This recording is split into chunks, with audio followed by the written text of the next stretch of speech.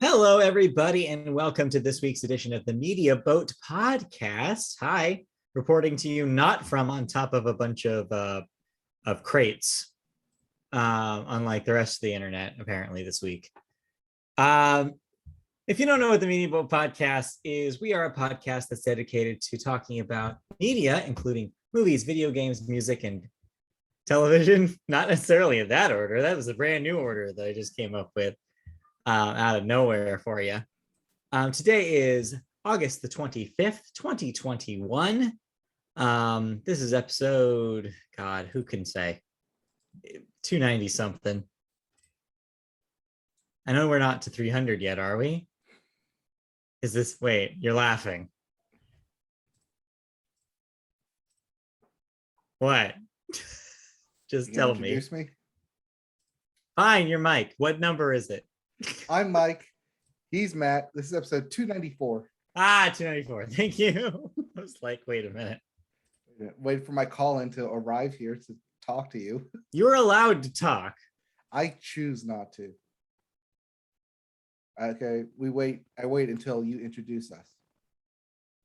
Yes, episode 294.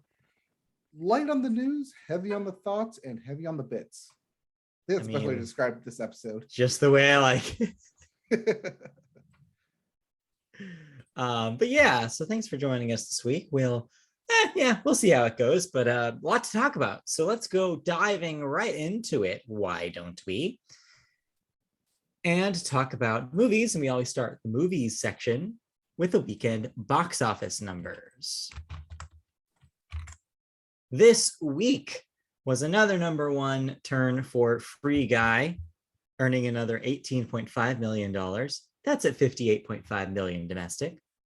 But followed right behind it is the new family movie for the week, Paw Patrol, the movie, with a $13.1 million debut. I drove past a bus stop last week that informed me that apparently there are celebrity guest voices in this film, including Kim Kardashian for some reason. So yeah, Paw Patrol, the movie, that's a thing. And I guess if you have a 5-year-old, you probably know all about it. Didn't your niece go and see this? Not yet. I don't think she knows it exists, and I'm not going to tell her. I thought I saw her on Facebook. Oh, maybe that happened beyond my knowledge. Who can say? It was a birthday weekend. It was a birthday weekend, not for her, but yes, it was a birthday weekend. Number 3 in your top 5 this week is Jungle Cruise, making another $6.3 million. That's sitting at $92 million now. I think we can safely say that will be another $100 million film for Dwayne "The Rock" Johnson. Oh, yeah, probably, if all things go as planned. Then number 4, Don't Breathe 2, another $5 million. That's at 19.6 domestic. And rounding out your top 5, RESPECT, find out what it means to me, 3.8 million this week and 15 million so far domestic. That is your box office for the week. Coming up this week, just one new movie here. And it's, well, I can't say it 3 times, but I can tell you once. It's the reboot of Candyman, and it comes out this Friday.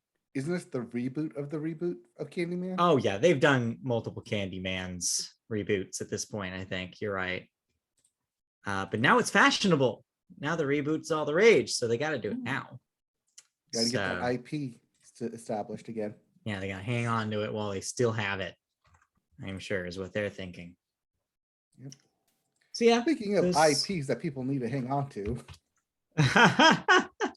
Yeah, I guess that's a generous reading of this story here. Oh, that's all it is. It's IPs up the wazoo, because this week currently going on is Cinemacon out in Las Vegas. Yes, it's true. In fact, this news came in so hot, I don't even have a caption for it. Cinemacon happened on, and we have a little bit of a recap, little bits for you of recap for what happened during it. First up, on night 1, Sony revealed the trailers finally for Spider-Man No Way Home and Uncharted.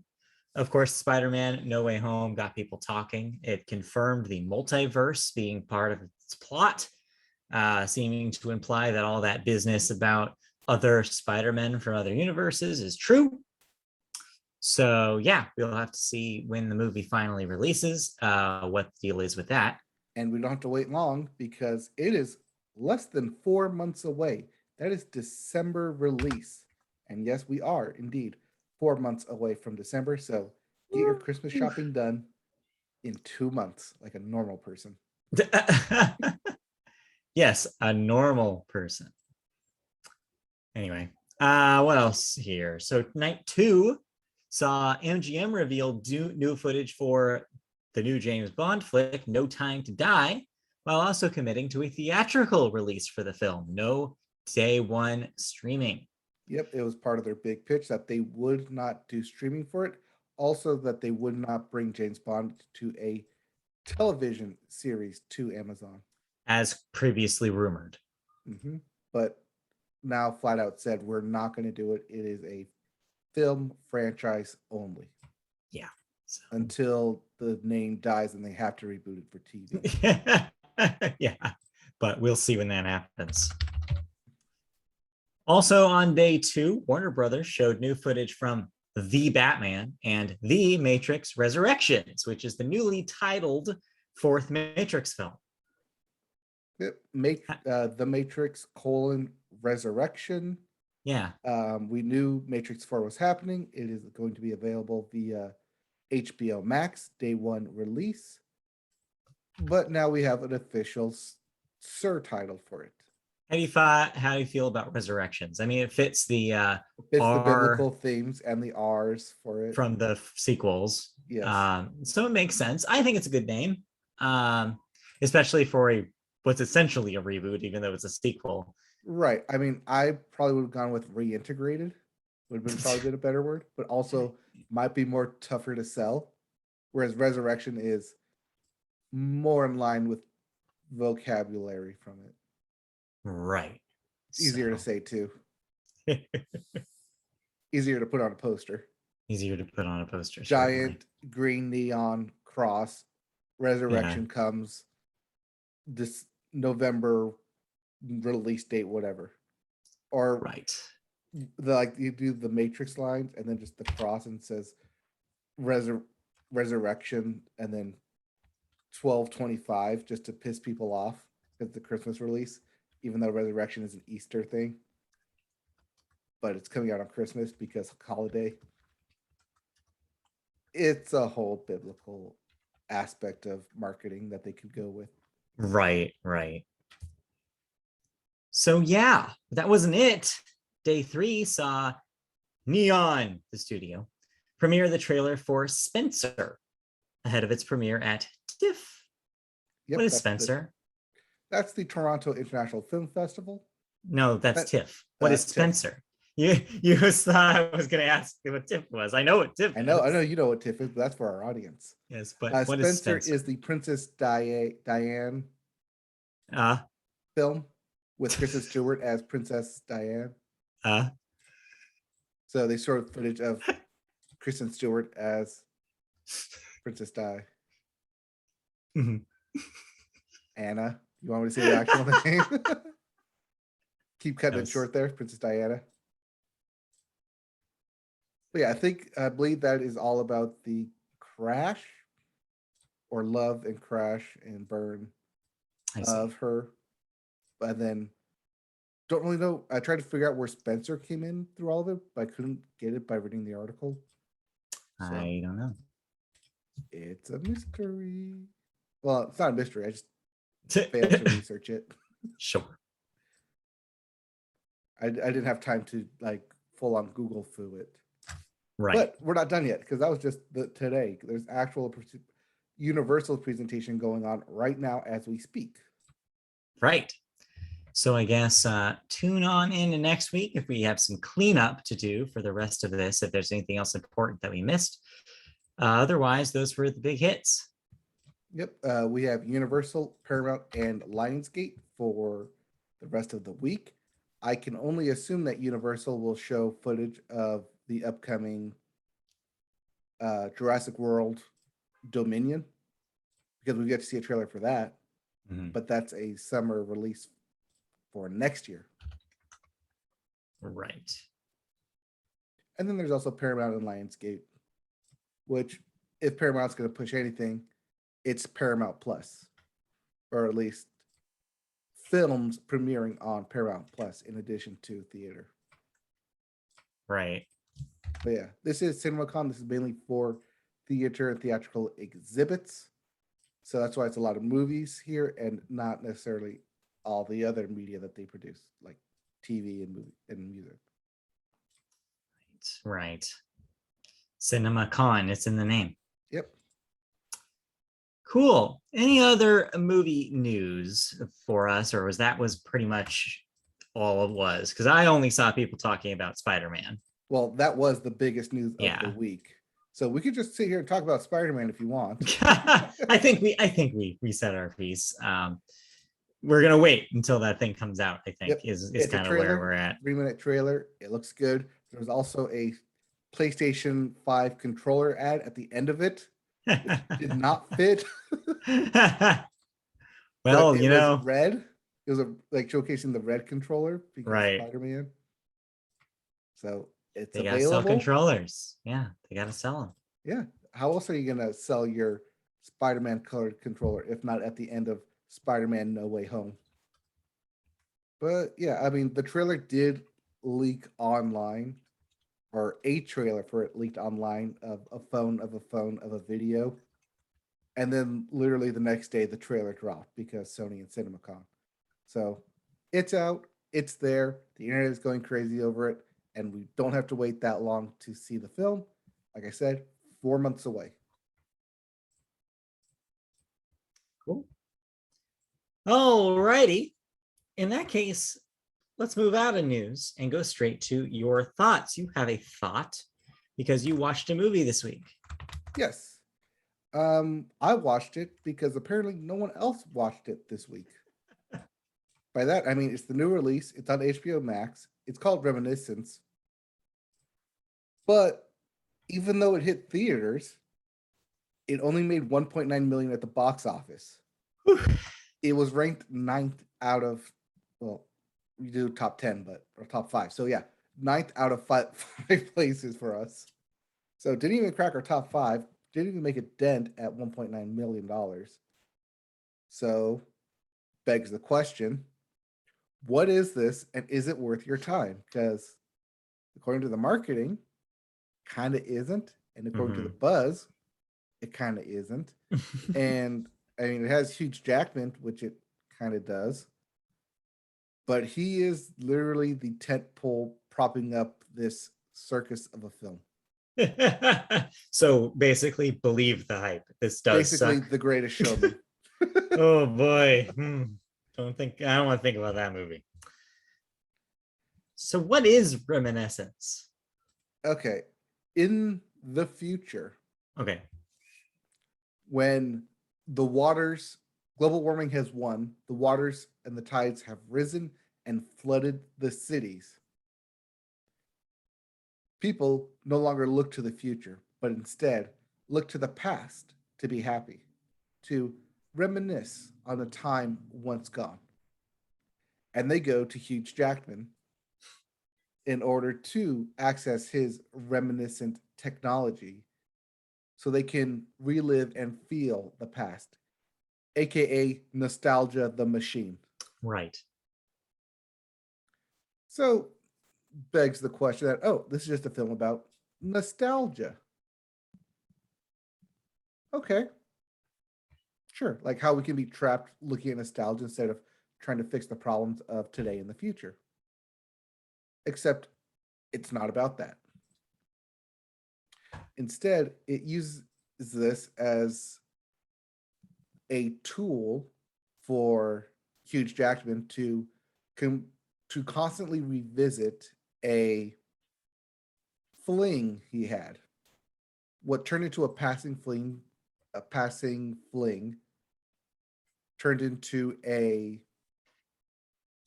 obsession, let's say, as he tries to figure out what went wrong and why this girl he was seeing up and left him and disappeared without a notice. Why was it like this? Why? No one just does that. No one just disappears. So he uses his machine to try and find clues in his memory.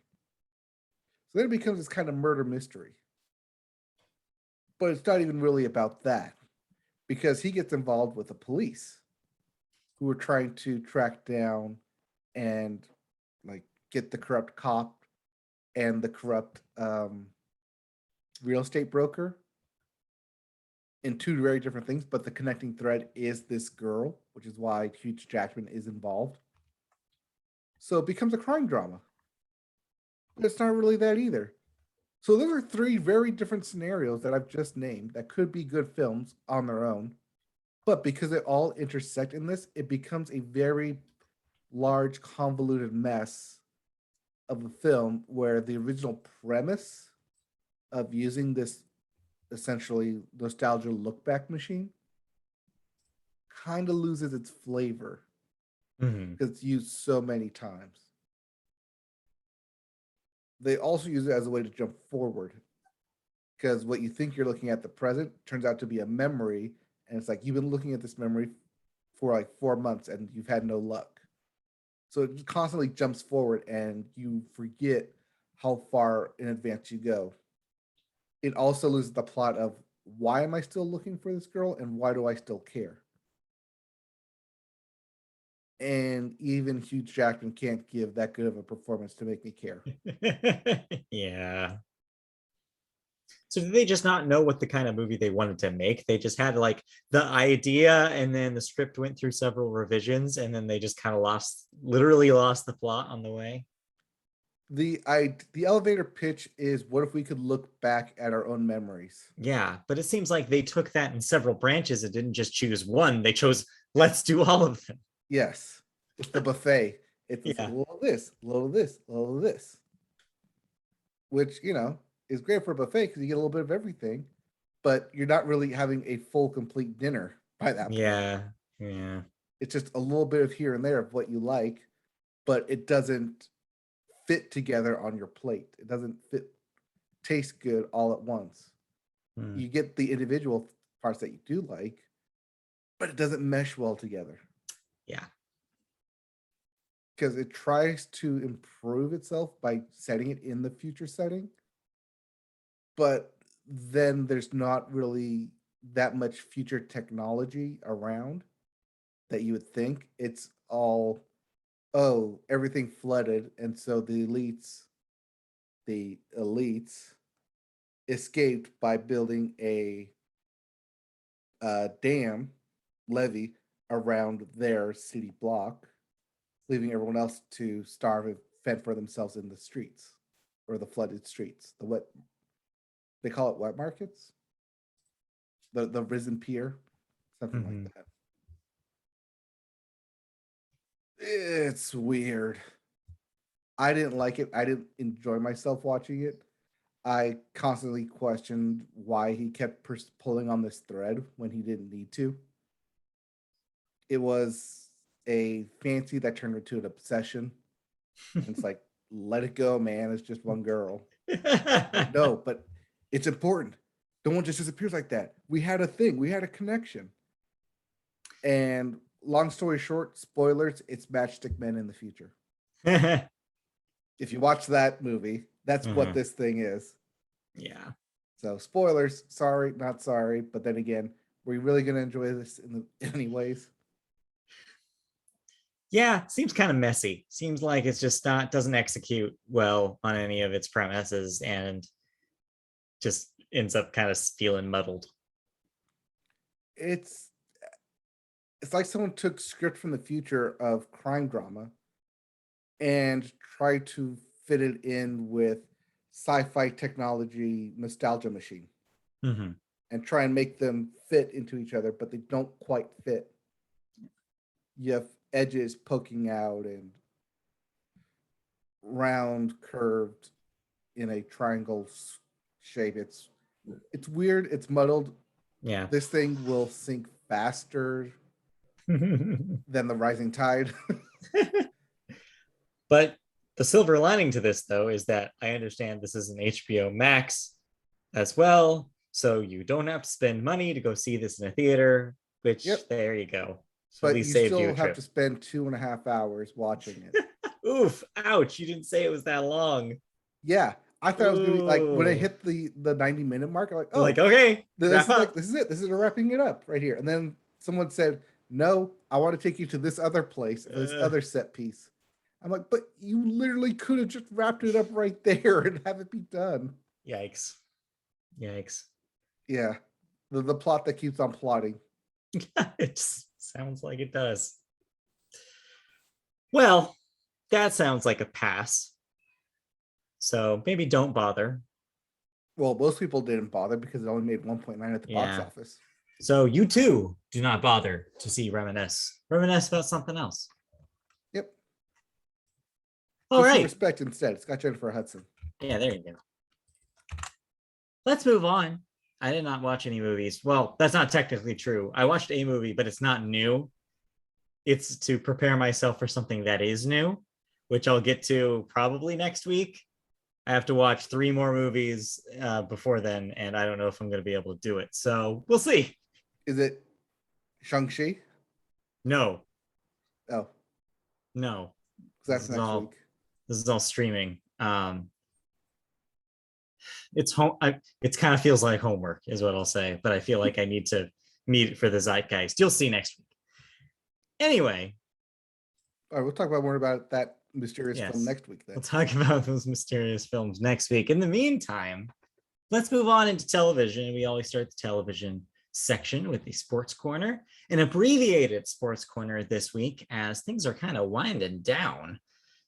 The Little League ramping up.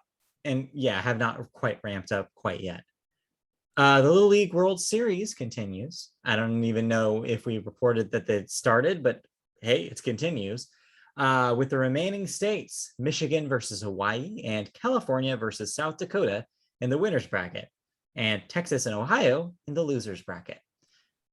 Yep. They are currently playing right now. Yeah. And it looks like California lost to South Dakota. Okay. Which means California plays Ohio in the losers bracket. Got it. Winner will play South Dakota in a best of 3 scenario. Okay. Well, it's because it's double elimination. Right. So they play them in the finals, and then Michigan and Hawaii are playing right now as we speak. Ooh, okay. Those are always Hawaii always brings a good team. Right. That will start soon here, it looks like. Cool. Then the Little League Classic happened last week. Yep, Hawaii is up 1-0 right now. Oh, there you go. Against Michigan and the Great Lakes. Yes. Yep, and then Little League Classic happened. Yep. And everyone was enamored with Shohei Ohtani. Yeah. Too bad it was a horrible, horrible loss. Yeah, except they scored like all the runs 2 days later. Yeah, exactly. They made up for it the next day or the next game, but hey, whatever. Yep. It was fun nonetheless. Anything else in sports? You want to talk about football starting? Last Thursday had probably the greatest game of a person's career. 8 innings pitched, 1 hit. Yes. And he also hit his 40th home run. That is, I'm sorry, league leading. Yes. 40th home run. And then Miguel Cabrera hit his 500th home run like 2 days ago. Yes, finally. After kind of waiting forever for it to happen. He definitely had a great performance. Good. Looked like it was going to be a good series there for a minute. But then, most importantly, in your neck of the woods, there is football on television. There is football. Yes. This upcoming Saturday is NCAA Saturday. College football, the D-League, is here. It is finally upon us. But in preparation of that, there's some big shakeups happening. Yes, there is. The NCAA. And that brings us to our first story. Yes. Our first story in television news, which I have mismarked here, is about college football, as there's moving shakings are happening. ACC, Big Ten, and Pac-12 have set an alliance that will bring the three conferences together in a collaborative approach to the future of college athletics, including football scheduling. However, no contract or agreement has been signed. It's more of a gentleman's handshake agreement to coordinate more interconference games and enhance opportunities for student athletes. There is no intent to increase the number of regular season games or prohibit any of the three conferences from scheduling games with any other conference.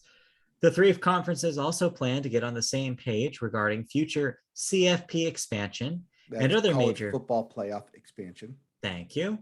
And other major topics, including the reshaping of college athletes as a whole, like we've been talking about on this podcast on and off the last few years. Mm-hmm.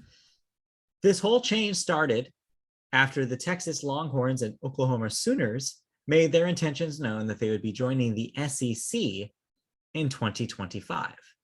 Yep, both teams are currently part of the Big Ten, but because they announced that they want to step away from that conference and join the SEC, the powerhouse SEC, after they made their deal with ESPN, yes, we reported on, it's all a big money game at this point. Right. Do note that this alliance is not for all college athletes. Mm-hmm. It is only for football, yes, men's basketball, and women's basketball.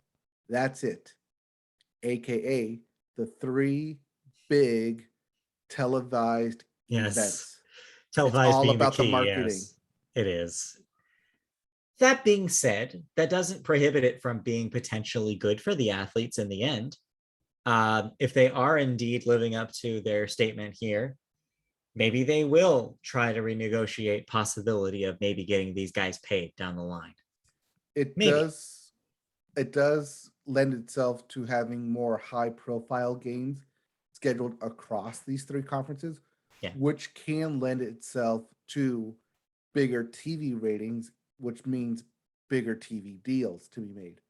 But that is down the line. Mm-hmm. And we don't know necessarily how this is going to actually show itself on television quite yet. We will see that as the years go on.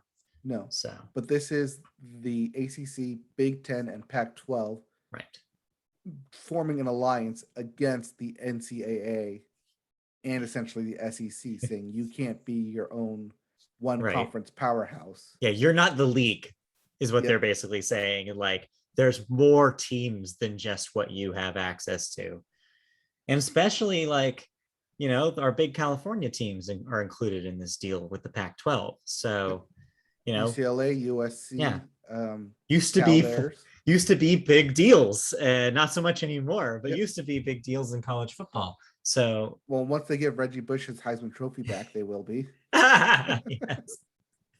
So, yeah, nonetheless interesting. And college football continues to be a moving target.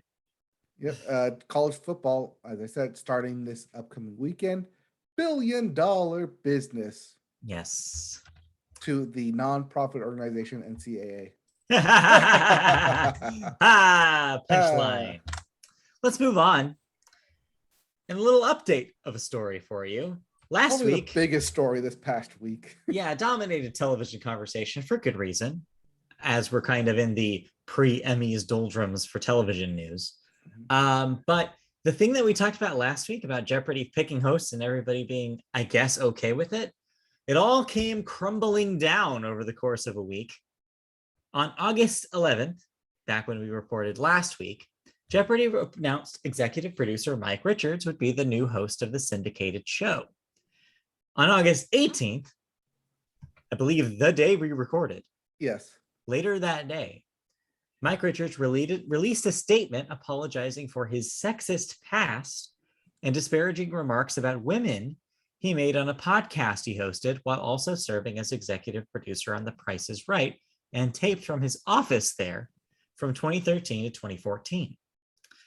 2 days later, on August 20th, the show announced that he would not be the host after all, amid the evolving scandals. Most of the disparaging remarks, if you're curious, were about Jews, Asians, women. He attempted to be funny and provocative, but Sony stated they were not acceptable. On a 2013 episode, for a specific example, he says, women, quote, dressed like hookers, unquote, on Halloween. On another, he told a story about a former Price is Right employee who had taken up baking. Here's the quote from that episode. We said we were going to have to saw her out of her room because she was going to be so giant she wouldn't be able to fit out the door, end quote.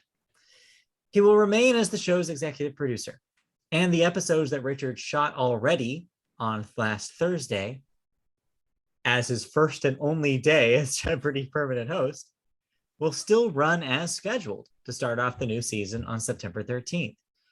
See, Jeopardy has no choice but to run the Richards hosted episodes taped Thursday because of the need in Jeopardy to have continuity among contestants, given that the winner of each episode continues to compete on the following episode. If they just skip them, they would have to explain why. A new round of guest hosts will be tapped to tape episodes to launch the show's 38th year in syndication next month.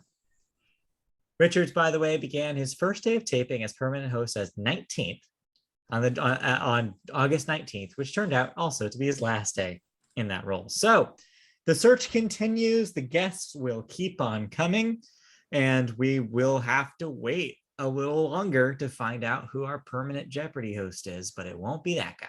They have announced that the other primetime Jeopardy host, Right. Mayim Bialik, will take over in the interim. She's already taping those shows following Mike Richards. But yeah, another round of guest hosts. Yeah. To which the internet immediately chanted, just give it to LeVar Burton. I'm still firm in my opinion that that's the wrong choice. I know. I'm still saying it's the wrong choice. Yeah, I said millennials have nostalgia for reading Rainbow and Star Trek, and obviously I see the idea there. I see the concept as good, but you need someone younger. I need people to realize that you need someone younger because you want somebody to be on the show as long as Alex Trebek was. Right. You want another 40-year host. You want somebody who's gonna do it and is going to be not a home run, but a base hit for you, who's going to be reliable and keep going. LeVar Burton, one, is probably too expensive, and two, is too old for the role. You need somebody who can be there day in, day out, and not have other priorities, which is why, as much as I like Mayim Bialik, she's not a permanent answer to that either, because she could be in another sitcom tomorrow, like she has other options. She is in another sitcom currently. That's right. She is on that show. Call Me Kat.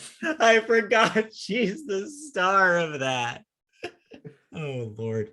Yeah, but I guess they don't tape on Jeopardy days.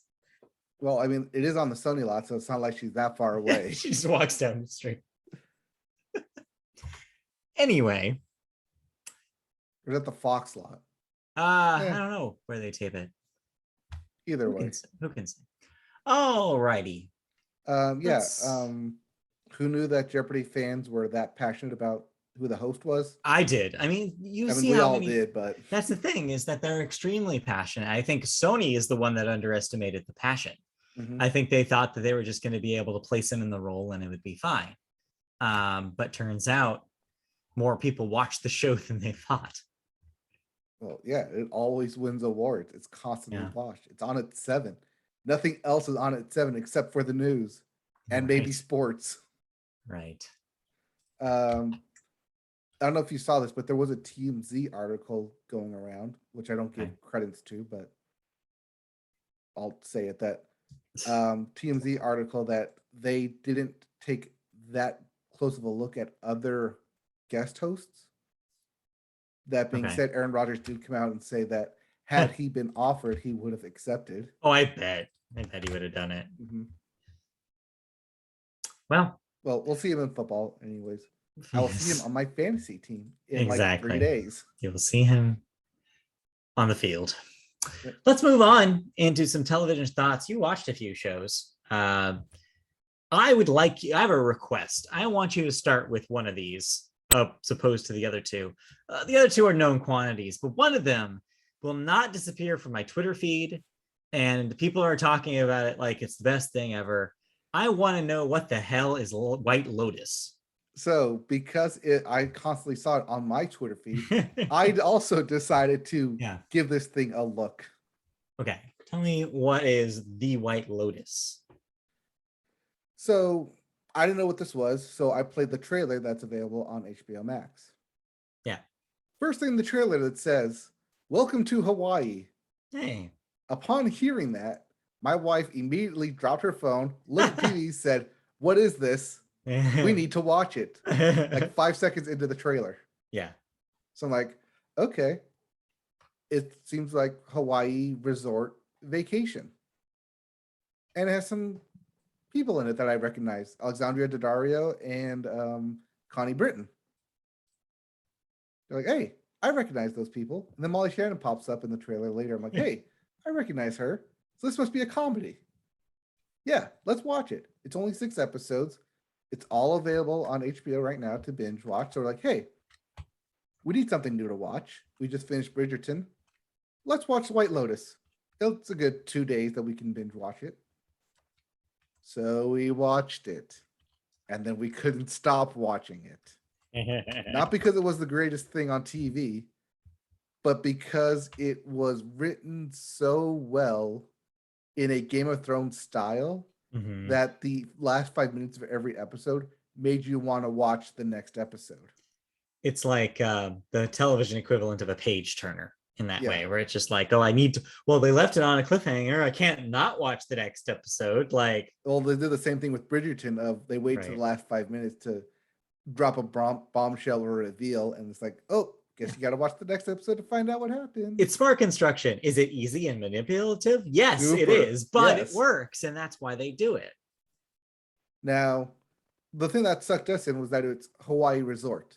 Immediate, like, yes, I want to watch this.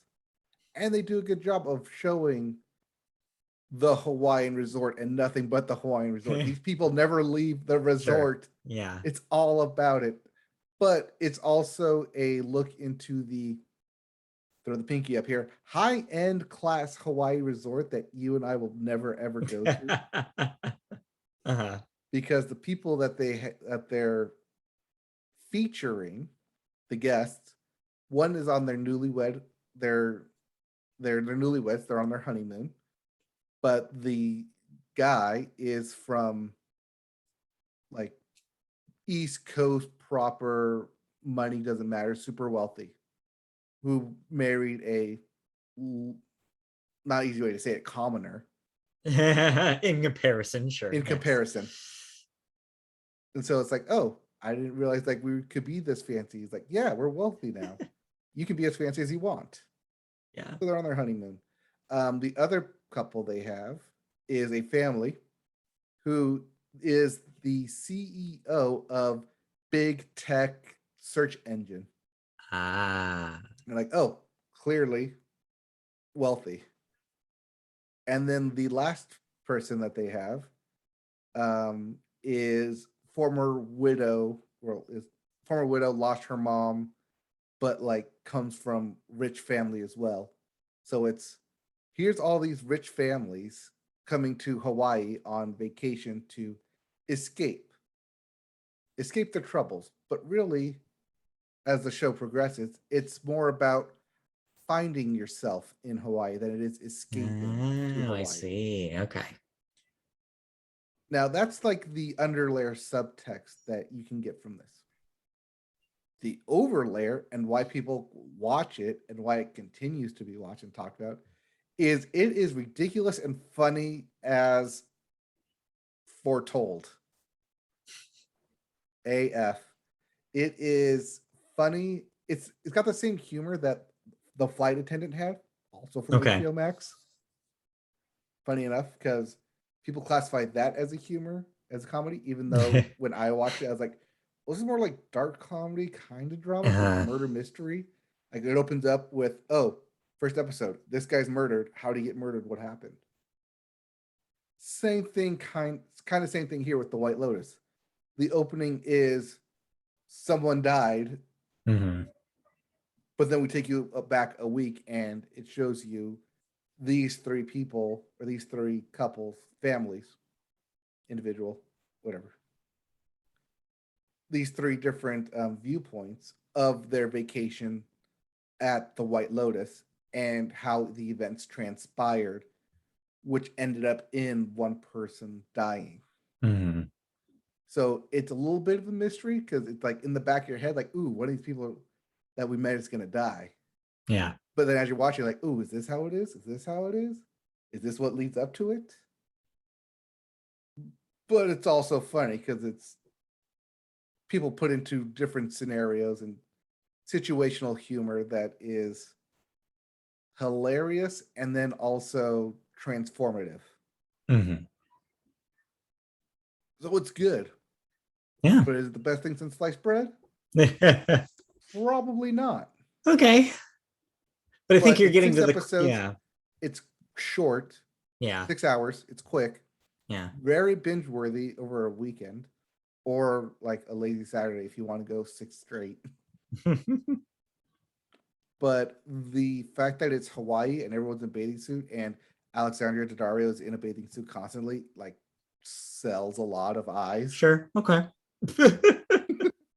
Sure, that's part of it. Yeah, it's part of it. They'll get Mark to watch it.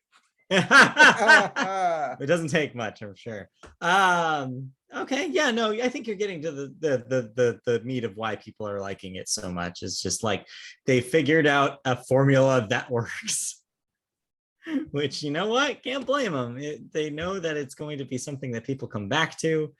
Then it's going to be successful. Now, this is the first season of this thing. Yes, season 1. It's considered satire. Oh yeah, Jennifer Coolidge, that's her name, is in this. Hilarious. Loved her. Loved every scene she was in. Mm-hmm. But yeah, it's funny. Okay. Not necessarily like haha fun, but like haha funny. Yes. As often I like my shows to be. Fair enough. Okay. Well, let's move on. You watched a couple of other things that we talked about before on the show. Which one do you want to start? Let me see here real quick. It looks like season 2 has been confirmed. Okay. Written and directed by Mike White, who did School of Rock and Pitch Perfect 3. Weird. Okay. That's not a name I thought. Okay. That would be associated with this, but okay. Yeah. All right. Yep. Season 2 has been confirmed. Different set of guests this time, but I accept the kind of the same amount of weird and wacky antics to follow. Mm-hmm. Okay. What's next? What else did you watch here? Up next, since I already mentioned it, I finished, or we, me and Doctor, finished Bridgerton. So I talked about it last week, and thoughts about it really haven't changed. This is season 2 of Bridgerton? No, it's still season 1. We finished season 1. Oh, this is just you doing catch up. Yeah. I talked about it last week. Okay. Only like 3 episodes in. Uh-huh. So this is me catching up on the rest. And right, so you can watch season 2. Where we found out why people were watching it. Okay. All the honeymoon sex. Because I remember Christy got through half of season 1, I think, and bailed. She just couldn't do it.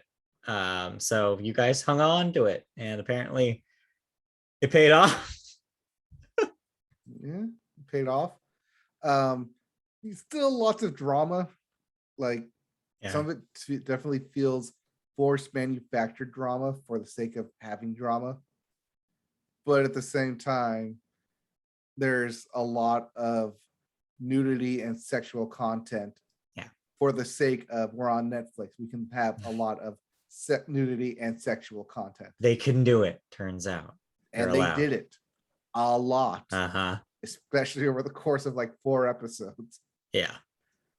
And it was hot, it was steamy, it was passionate. It might get you laid. No, I'm just kidding. Probably not. Probably not. But I don't think a lot of people are doing Netflix and chill right now. Maybe not. But It's definitely hot and steamy. Sure. And yeah, I see why people like it. I see why people want But more of besides it. that part, is the story like, are the highfalutin, high class, it's like rich people stories interesting enough to keep you watching that shit? Like, There's a is it reason I didn't interesting? mention it, Yeah, it's because it's not. because it's not. Yeah, so it's really just like, it's almost like you're watching to see what they get away with, kind of like singing like, oh, like, okay, let's see where they take this, as opposed to, oh, I care about these characters, I want to know what happens to them. It's a lot of family drama. So if you get invested in Yeah. the family, you want to stay with it. But if you don't really care because they're, like you said, they're affluent, high class society, Right. then you're not gonna care. What's the term? Rich white people problems? Exactly. Yeah. Oh well. So that's Bridgerton. So I'm assuming when you get to season 2, you'll talk about more. More hot, steamy sex and how hot, steamy it is. And how uninteresting the rest of it is. Pretty Great. much, yeah. Sounds good. But you watched something else as well. The Yes. polar opposite of Bridgerton. Yes, because it had zero sexual content, Thank zero God. nudity, and Yeah. thank God did it. Thank God. You watched so season 2 of Diary of a Future President. I mentioned last week that I was going to watch season 2. I did, and it's still good. Everything that I liked about the first season, I like here. I like that each season is technically a year. So first they were in 6th grade, now they're in 7th grade. Next year they're going to be 8th grade, and moving on, and so on and so forth. And you can get a good 7 seasons out of this on that trajectory. Even more if you want to go to college in that route. But there's no but. There's no but to this. It's just good. It's good TV on Disney Plus. All right. I liked it. I like what they're doing here. If last season was more about trying to find yourself, this season is more about confirming yourself to everyone around you. More coming out, more being assured of who I am and who I want to be, and telling everyone else, not keeping it all bottled up and kept inside. Mm-hmm. It does a really good job of this family. Everyone works together. It's a believable family. It's not like you feel like they're just actors playing the part. They feel like a family. It really pulls you in. It's what I really like about this show. And I can't wait for season 3. It's super exciting. I love it. I love it. I want more of it. And I hope I get more of it. Also, they do the thing where they end each season on a cliffhanger using the catchphrase, wait, what? So you don't know what's going to happen next. But at the same time, I'm looking forward to it. All right. Well, there you go. It's good. It's good. It's not going to be on my top end of the year list, but definitely easy honorable mention. Maybe. Hey, it's my list. I make it whatever I want. I could see you doing that, pulling a surprise pick there, pulling a fast one there. Yeah, it could happen. Yep, it's our list, and we can make it happen. Exactly. You make the rules. Yep. We just try and enforce them. Let's move on. Yeah, as best as we can. Let's move on then out of television thoughts and into cancellations and renewals. As you pointed out pre-podcast, we skipped this last week by accident. So we'll be recapping some from last week as well as this week. So let's start at the top of the pile here. Fox has renewed Housebroken for a second season. Hulu bringing back American Horror Story for a second season, though we knew that because we talked about all the business last week about all the different kinds of America's Blank stories that we were going to get. Next up, What We Do in the Shadows is getting a 4th season on FX.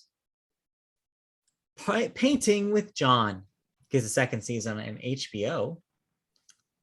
Carpool Karaoke, the series, gets, believe it or not, a 5th season on Apple TV Plus. Freeform is renewing Everything's Gonna Be Okay for a 2nd season. HBO Max is bringing current Twitter favorite F-Boy Island back for a 2nd season. I will not be watching that.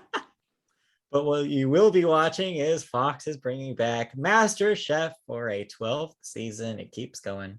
Currently in the middle of its 11th season, due episode 10-9. Yes, nice. Super happy, super excited. Netflix is bringing back Never Have I Ever for a 3rd season. Peacock has gone ahead and canceled Punky Brewster again for its reboot season. So it will be a 1-season reboot. Roku, yes, Roku, bringing back Most Dangerous Game for a 2nd season. Quick question, is this one of the ones they revived from Quibi? Quick answer, yes. Cool, got it. VH1 bringing back RuPaul's Drag Race for a 14th season. They're also bringing back some additional spin-offs for RuPaul. Right, yes. Saw that as well. Motherland, Fort Salem gets a 3rd season, which will be its last on Freeform. Jesus and Miro come back for a 4th season on Showtime. Flatbush Misdemeanors also gets 2nd season on Showtime. And Your Honor gets a 2nd season on Showtime as well.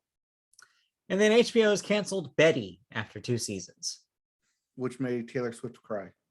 No, not that Betty. Oh, no, not that Betty. Unrelated Betty. All right, we can go into deaths real quick. You have one notable death that's not on here that I will be adding for you in a moment. But before that, 2 you do have on here. Nancy Griffith, age 68, singer-songwriter, responsible for writing Love at the Five and Dime and Outbound Plane, won a Grammy back in 1994. And we also have Sean Locke, age 58, a comedian, was in 15 Stories High and 8 out of 10 Cats. The one you don't have, which was important in the music world this week, Charlie Watts, age 80. Oh, I saw this drummer of the Rolling Stones. Yes, finally, we knew it was going to happen at some point, but a Rolling Stone has passed, and it is the drummer Charlie Watts. So that was a big one. A lot of tributes to him over the last few days, talking about how important and influential of a drummer he was. I mean, the Rolling Stones have been around literally forever. To be the drummer that made them, like, that was part of why they're famous, is like a big deal. And so the rock community is kind of united around him. So yeah, that's a rough one. Yeah, I did see that. I just didn't write it down. I messed up. It's okay. It's time for you to make up for it by taking the mantle here as we switch into music. Hey, we're making good time here. Yeah, we are. Start the music with the Billboard, and we start the Billboard with the Hot 100. Whew. And staying at number 1 for the Hot 100 is Stay by Kid Laroi. Got it this week. And Justin Bieber. At number 2, Bad Habits by Ed Sheeran. Yep. 3, Good For You by Olivia Rodrigo and Paramore. At 4, we'll get there. At 4, Rumors by Lizzo and Cardi B. And rounding out your top 5, Kiss Me More by Doja Cat featuring SZA. Most of that stayed the same. Yeah, the Lizzo song is the new entry this week. Also, Bad Habits by Ed Sheeran is gunning for that top spot. It is rising quickly. It'll get there. We'll see next week if it happens. It's Ed Sheeran. It'll get there. We'll see. Well, maybe not, because we also have Billie Eilish and then Kacey Musgraves coming, so maybe not. Yeah, wait a few weeks here and we'll see. Yep. As for your album chart, your Billboard 200, Happier Than Ever by Billie Eilish, number 1. Congratulations. Second week in a row at number 1. Yep. At number 2, Planet Her by Doja Cat. Number 3, Sour by Olivia Rodrigo. At 4, Fuck Love by the Kid Lowry. And rounding out the top 5, Because It's Here, there, it's everywhere. Who you gonna call? Dangerous, the double album, back in the top 5. Yeah. Get out of here.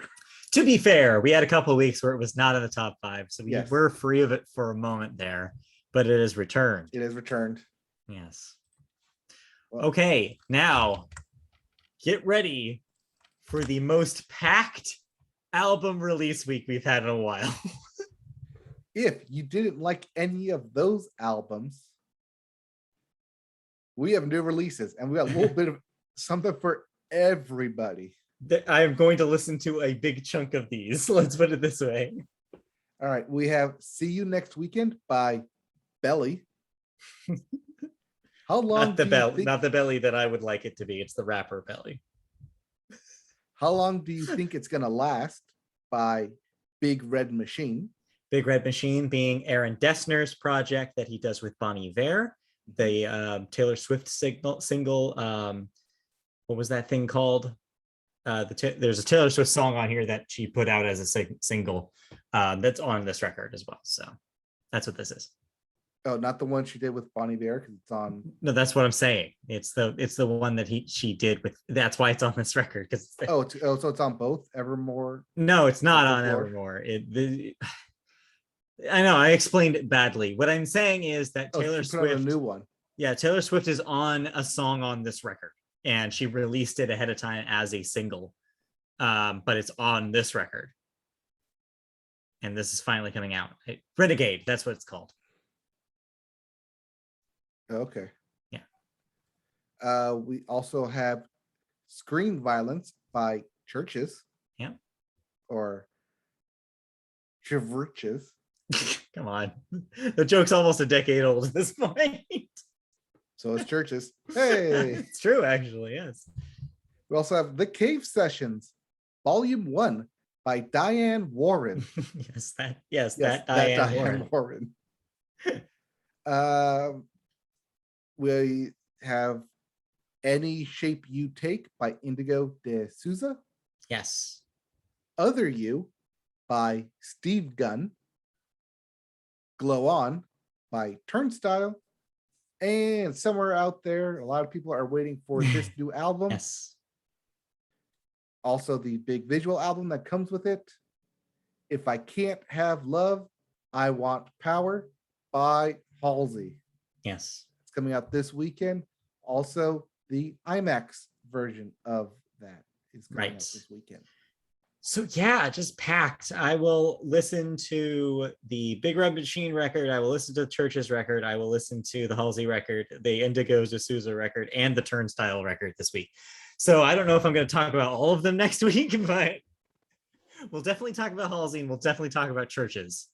The other ones I'm not sure, but we'll see. I'll definitely listen to that Halsey record. I may have time to listen to that Churches record. You should listen to the Churches record if you don't already have their first 3 records in your rotation. You should give them a try. I think you'd like them.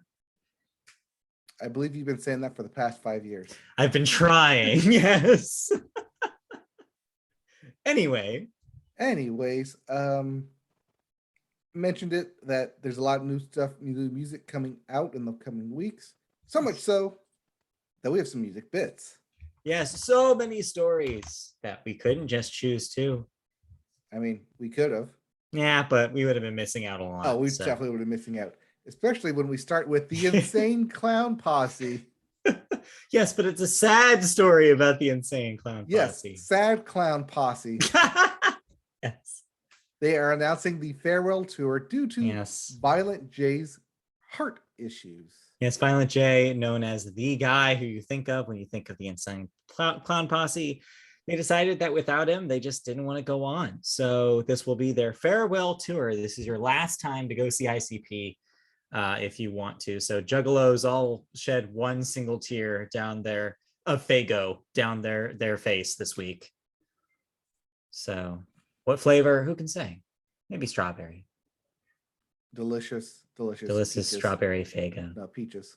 Peaches? Do they make a peach Faygo? Probably. I believe it. Yep. I mentioned it during the Billboard 100, but Olivia Rodrigo has decided to add Paramore to a songwriting credit on current number 3 song, "Good for You." This sounds like it's the same thing she did with Taylor Swift on the other song. No, on Deja Vu. Deja Vu. It's just a preemptive measure. She doesn't think that they're going to get sued, but it's probably a good idea just in case somebody's like, hey, doesn't this sound like Misery Business? And she'll one day have to be like, no, it's completely different. So this is avoiding that conversation. She saw too many of those mashups between the two and was like, yeah, where's the difference? Right. They're similar enough in their similar chorus that I get why. But again, no one is making her do this. This is her team being like, let's be careful just in case. And that's probably smart. Speaking of someone who probably needed a team when this thing was made, the baby. Not the baby. We don't talk about him anymore. An actual infant. An actual baby. The one from Nirvana's Nevermind. Yes, the cover with the baby in the pool. Right, yes, that baby. That baby is all grown up and now suing the band over child pornography. All right, so for context, this is not like this is the first time that the baby who was on the Nirvana cover has popped up. Ever since he's been an adult, he's been popped up here and there, giving interviews, talking about like, yeah, that's me. Even did a photo shoot where he jumped in a pool and floated just like he did as an infant on the cover. So it's not like he's not established that he's the baby linked to this cover and that he's it's not like he hasn't owned it in the past. So this all of a sudden seems kind of strange. Especially labeling it as child pornography when it's art. There's two stories here. This one story is it's like, why now? Why is this dude uncomfortable with this now when he's been, I guess, comfortable with it up until now? And then the other story, something at this point, right? Oh, easily, yes. Is that if that cover was, you could assume that picture was taken in 1990. He's at least 30 to 32 years old. So yeah, that makes sense. But the other story here is, you kind of touched on a moment ago, which is, well, this depends on your definition of child pornography, right? Because my understanding of it is that if it's on an album cover, then like you said, that is photography. Photography is art. It's not designed to be titillating. Like, no one is saying, oh, check out this baby, oh, look how sexy this baby is. No one is saying that. If you think that, you're deranged.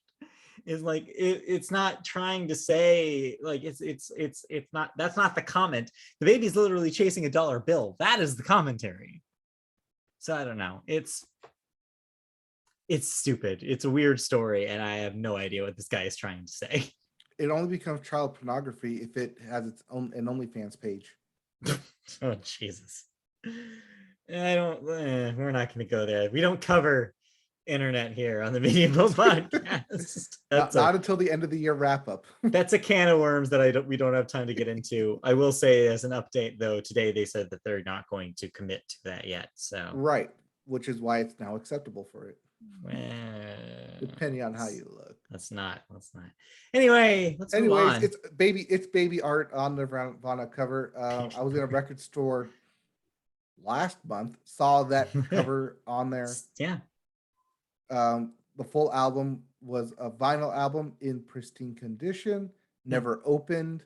Wow. $25,000, I think, was the starting. Baby picture never opened. That's the I hear that's the shortest story. It was $125,000. It was the most expensive thing in that record store. I bet. Nirvana's Nevermind in original sleeve, never opened. Yes. Vinyl. Yeah, that's that classic story. The shortest story told, right? Is baby album never opened, right? Yep. Anyway, let's keep going. Anyways, on to the bigger baby of the news, Kanye West.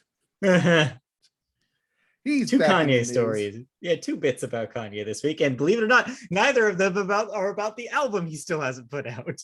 Doma? You mean? Yeah, it's Doma, isn't it? No, it's named after his mom, Donda. Yeah, Donda. Donda. Donda. Doma. Enough. It was in my head.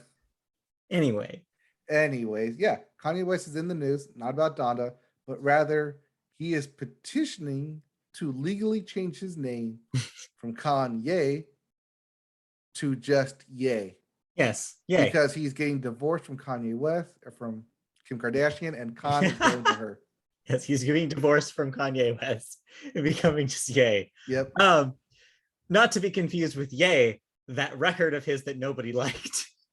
I thought that was Ye, the record of his that nobody liked. It was always Ye, like Kanye. Yeah, but no one liked it, so it was more like nay. Yeah, it was more good. You're restoring that joke from 3 years ago. Good job. And it finally paid off. 150 episodes later, it paid off. Anyways, but that wasn't the weirdest thing that he did this week. No, the weirdest thing he did was have beef with Drake, who had COVID and lost some of his hair. And the beef was over text messaging, as Kanye briefly doxed Drake by posting his home address. So I'm not really sure where this stemmed from. It seems like this is still part of an ongoing feud between Drake and Pusha T. If you recall, way back a year or 2 years ago, where they both recorded diss tracks against each other. Well, Pusha T is on Good Music, which is Kanye's label. And so I guess he feels some ownership over Push and decided to step into this beef himself. So that's what happened. It involves Kanye posting an image from 2019's Joker, and then followed after Drake was like, didn't seem bothered by this, posted his home address briefly until he took it down. I don't know why he's being so petty. I have no idea what Drake did to incur this wrath. It's weird. It's dumb. But I guess Kanye is just trying to stay relevant. I mean, Drake is an NBA championship owner. It's true. So something Kanye will never have. I guess so. Well, yet. Yeah. Who can say what weird things he's going to be into in the next few years? Well, no, because Kanye will never have that, because he's just going to become Ye now, right? Oh, yeah. Ye West. True. So Ye. No, just Ye. He says Ye? he wants it to just be Ye. He wants to be, what's the word for a one-named person? He wants to be that. It was like Cher? Madonna, like Cher. Yeah, Cher, Madonna, a Ye. Ye. Yeah, he just Ye. Okay, but eventually he's just become a symbol, right? I know, right? He's going to be the artist route. formerly known as Ye. As Ye, yes. He'll just be a picture of a shoe. No, he'll just be a white t-shirt. He'll just be $1,000 white t-shirt. There we go. We got there.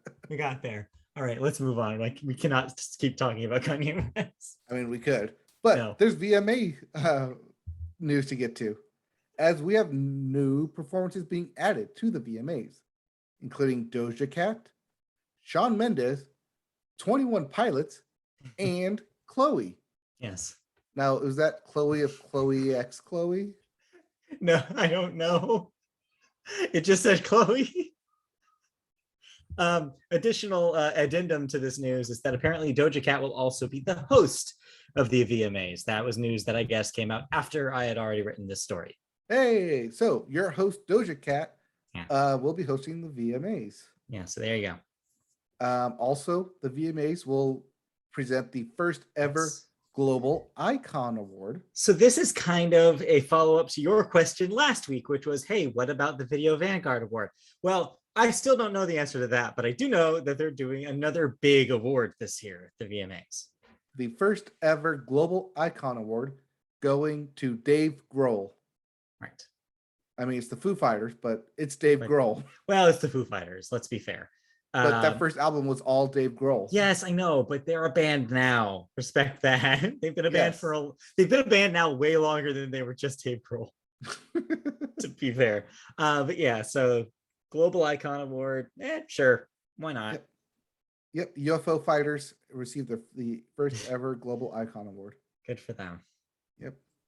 All right, now the next bunch of stories have the same thing in common. Can you see what it is? Can we get my hat on? Because it's all country music. Well, no, not really. No, they're all concerts. Yeah, they're all concerts. You'll see. Well, outside the first one, it's all country music. Oh, wait, no, there's 9 Inch Nails. No. See, that's And why BTS.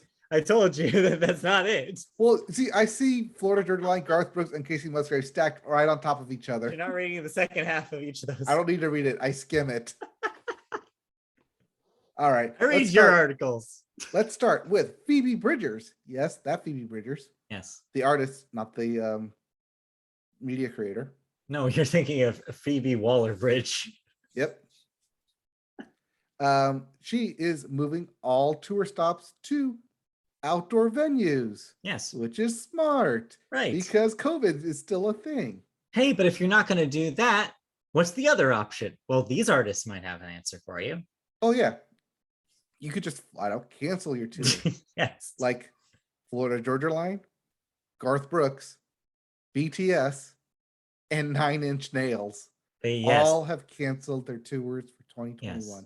All are now they don't know necessarily in any of those cases whether there's going to be punts to 2022 or what they're planning on, but just for now, no current tour.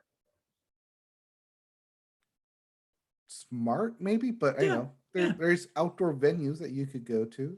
Sure, but Lollapalooza proved it can be a thing. But keep in mind the difference between a touring artist like Phoebe Bridgers and a touring artist like Florida Georgia Line. The expectations are different. The crowds are bigger. So you can probably louder. Right. So you can imagine a band, especially like Florida Georgia Line or Garth Brooks or BTS with these massive fan bases, arena filling concerts. They've just probably had to look at the data and be like, it is too dangerous to have this many people inside any venue. And so they just opted out. They're punting. Yeah. Well, they're canceling, so it's not punting. Right. As far as we know, there may be rescheduled shows in the future, but as of now, the camp tours are canceled for all of them. Yep. In other more happy news, still country, I guess. Related. Taylor Swift joins TikTok. Yeah. So follow her on TikTok now. She'll do dances and dress shaking reforms. Yeah, maybe. I don't know. We also have news that the 2022 American Country Music Awards will be exclusively on Amazon Prime streaming. Yes. So long, CBS. Not televised, notably here. Yep. Exclusively. Wait, is this exclusive streaming or just exclusively on? The only way you can watch it will not be televised this year. The only way you can watch it is on Amazon Prime. Yeah. So they decided instead of trying to compete with the CMAs, just bail out completely. Yep. Yep. All right. And lastly, we have albums to talk about. Right. Big announcements happened. Yep. Ed Sheeran announced his new album, Equal Sign. Yes. Will be due out on October 29th. Official date for that. Also, that will have his latest single on it. Right. Bad Habits. Yeah. So, hey, looking forward to listening to Ed Sheeran. Yeah. Well, I'm not. We also have Kendrick Lamar teasing a new album. Will be his last for TDE. So TDE is labeled Top Dog Entertainment. He's released all his records so far for them. So it's notable that this will be his last for the label. Now, of course, that doesn't necessarily mean that he'll be his last album. It implies that maybe he's signing a new deal soon, or possibly he's going the Kanye route and he's going to make his own stable of artists. Who could say? I think it's probably the latter, if I was to guess. It is more lucrative to be the latter. Yes, it's also the more hustling to be the latter. I think that if anybody can do it, I think that Kendrick can. So that would be really exciting. But of course, the real exciting news here is that he is still working on a record, and there will be more Kendrick Lamar music happening soon. So, yep. No new. I mean, that's due out this year, then, right? Potentially, maybe, but who can really say? He did not specify. So, I mean, Kanye's album's due out this year too. So, who can say? Yeah, who knows? But the album that's coming out not next week, but the following week, officially announced. Yes. It will be Media Boat Album of the Year, which does come out. We'll see. Maybe. We'll see. We'll see. Kacey Musgraves, Media Boat favorite, Kacey Musgraves, announced her new album, Star-Crossed, alongside a Paramount Plus exclusive companion film. Hey, it could be worse. She could be working with Amazon again. We don't want that. So hey, okay, No, she picked a better option this time. But yeah, Paramount Plus gets this visual album a la Beyonce Lemonade and Beyonce Lion King, whatever that visual album was. Black is King. Black is King. And the upcoming Billie Eilish one she's doing with Disney Plus. Yep. And the one this weekend by Halsey. Right. So everybody's doing it. Kacey it's joined not in. new. So yeah, it seems like it'll have a lot of guest appearances by some celebrities' friends. It'll have new music in it. But yeah, I mean, it's exciting. It sounds like from everything she's talked about, it is going to take basically where she left off with Golden Hour and go even further in a pop direction. So she's really committing to it, and it sounds like it could be really good. That first song off the album, Star-Crossed, is available to listen to right now. Ooh, it's heart-wrenching. Yeah. Also, Star-Crossed in the name of being star-crossed lovers, Romeo and Juliet. You know what you're getting into. There's some heartbreaking in here. Yeah. So yeah, it's exciting. We'll definitely, let's do it. It comes out. I'm not making any guarantees, but yeah, if it's just as good as Golden Hour, you could definitely see it being one of our favorites of the year. But we'll have to wait and see. And this may be the thing that gets me to subscribe to, or at least bum off a code of Paramount Plus from somebody. See, it's funny because Christy and I already have a reason to do that. They're doing a bunch of Tonys related stuff. Big Brother, no. Bunch of stuff related to the Tony Awards will be exclusive to streaming on Paramount Plus. They're not doing a full Tonys broadcast as tradition. So she's like, we already have to basically sign up to get that stuff. So we'll already be there. So well, I'm probably going to sign up next week because that's when the new Guy Fieri Hawaii family trip comes out. Of course, yes. Oh wait, no shit, that's this Friday. It's this Friday, 27th. So yeah, probably be signing up for that this week anyways. But real quick note of that companion film on Paramount Plus. Yeah. Someone we know. Okay. Shot it. Oh. Matt Libatique. Okay. That name sounds familiar for you. Vaguely, yeah. We went to college with him. Weird. Okay. He's also shot everything like the last 5 films from Darren Aronofsky, including Black Swan. Yes. So check it out. It's gonna look good. Matt Libatique is really good. Not saying that because he went to our college. Not saying that because you're buddies. But his stuff is really good. So I'm expecting good stuff from this. All right. I always expect good stuff from Matt Libatique. Well, cool beans. Yep. We also usually expect good stuff from the next artist we're going to talk about in thoughts here. Yes, Deafheaven. No. Before we talk about the Lorde. Deafheaven record, let's talk about the thing that we talked about last week. The thing we talked about last week. This thing, honestly, that we've been setting up for years now in anticipation. The album that had everyone looking twice at the cover art. Solar Power by Lorde. Okay. So I want to preface this by saying to our audience what you told me ahead of time. I asked if you would listen to this. Your response was, well, I put it on in the car, but didn't really listen to it. Then I sat down and showed it to Kristen, and well, she was asked, why are we still listening to this? Yeah. And I think that sums up the consensus that this record is hearing among the internet, whether it's critics or people who are Lorde fans who are looking forward to this thing after Media Boat favorite Melodrama from a few years ago. I want to say that Melodrama was our favorite album that year. You could roll back the tape and check, but I think that it is. Roll back the tape and check. No, yeah, I don't think you have to, because I think it was the only one that we had on both of our lists that year. Right. So I think by default, perhaps it was our number one that year. We had a few years like that. But yeah, it's for good reason. Melodrama was a really good record. It proved that Lorde had range. It was kind of a concept record in a lot of ways that really hit on the feeling of being young, going to parties, feeling heartbreak, not knowing necessarily how to deal with it, going in and out of kind of drunken haze and not being able to separate that feeling, these feelings for people from outside of that, altered state of being. It was a really interesting, moody reflection of that kind of period of your life, and I think it resonated with a lot of people. And so it kind of cemented the fact that Lorde wasn't just the person who had the hit with Royals on the radio.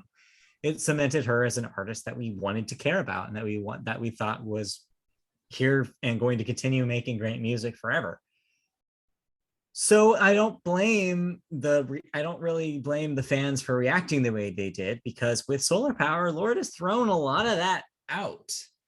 She's basically reformulated herself as not someone who does this kind of moody, focused music, and more like, actually, it's breezy. I'm going for like a breezy pop kind of thing, harkening back to, as she states on the record itself, the early 2000s.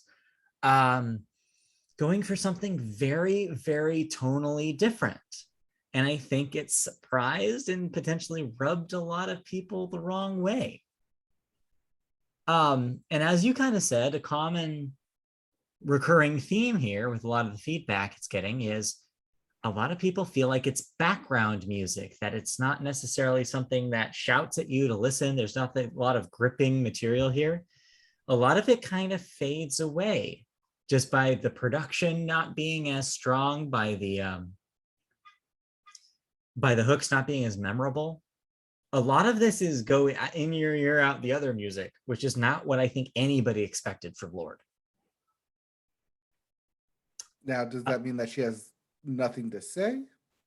So no, and that's why I'm going to push back a little bit on some of the criticism here. I don't think this is a bad record.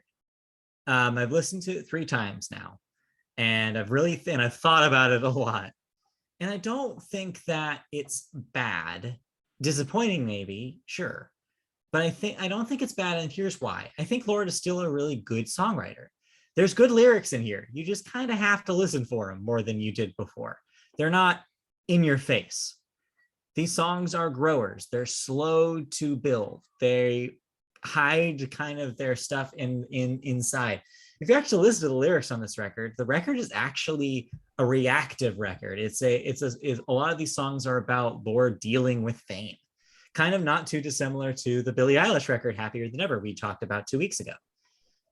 These two records are actually more similar than you think. They're both talking about similar experiences that both Lorde and Billie have had about being in the limelight and whether or not they even want that. Billie's reaction is to kind of go on these very specific rants, call these people out, funnel this through her music by being like, this is my reality and I don't really love it, but it exists and this is a fact of my life. Lorde's reaction was to escape.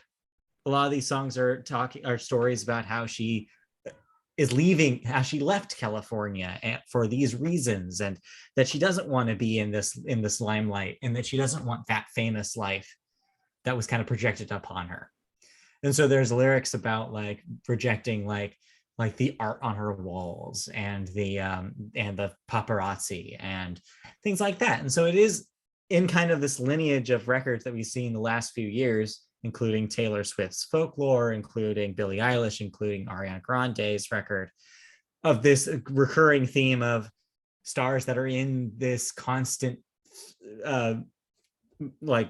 oppression of being famous, trying to get out of that image, trying to find ways of escaping it. And for Lorde, it was literally escapism. So that's why it's kind of this, she's putting on these like imagery of the beach and getting in touch with like ideas of spirituality, with crystals, astrology, these kind of woo-woo kind of highfalutin, like stereotypically California things. So there is a meaning here, and that so when you say is she saying anything, I do think she's saying something. She's saying, hey, I'm trying a new kind of me. She's basically trying a new Lorde out for size. She's being like, hey, what if I wasn't known just for being the moody teenager? What if I was known for being a more like a more free flowing, a more experimental, more poppy version of Lorde? And that's what this record is, for better or for worse. So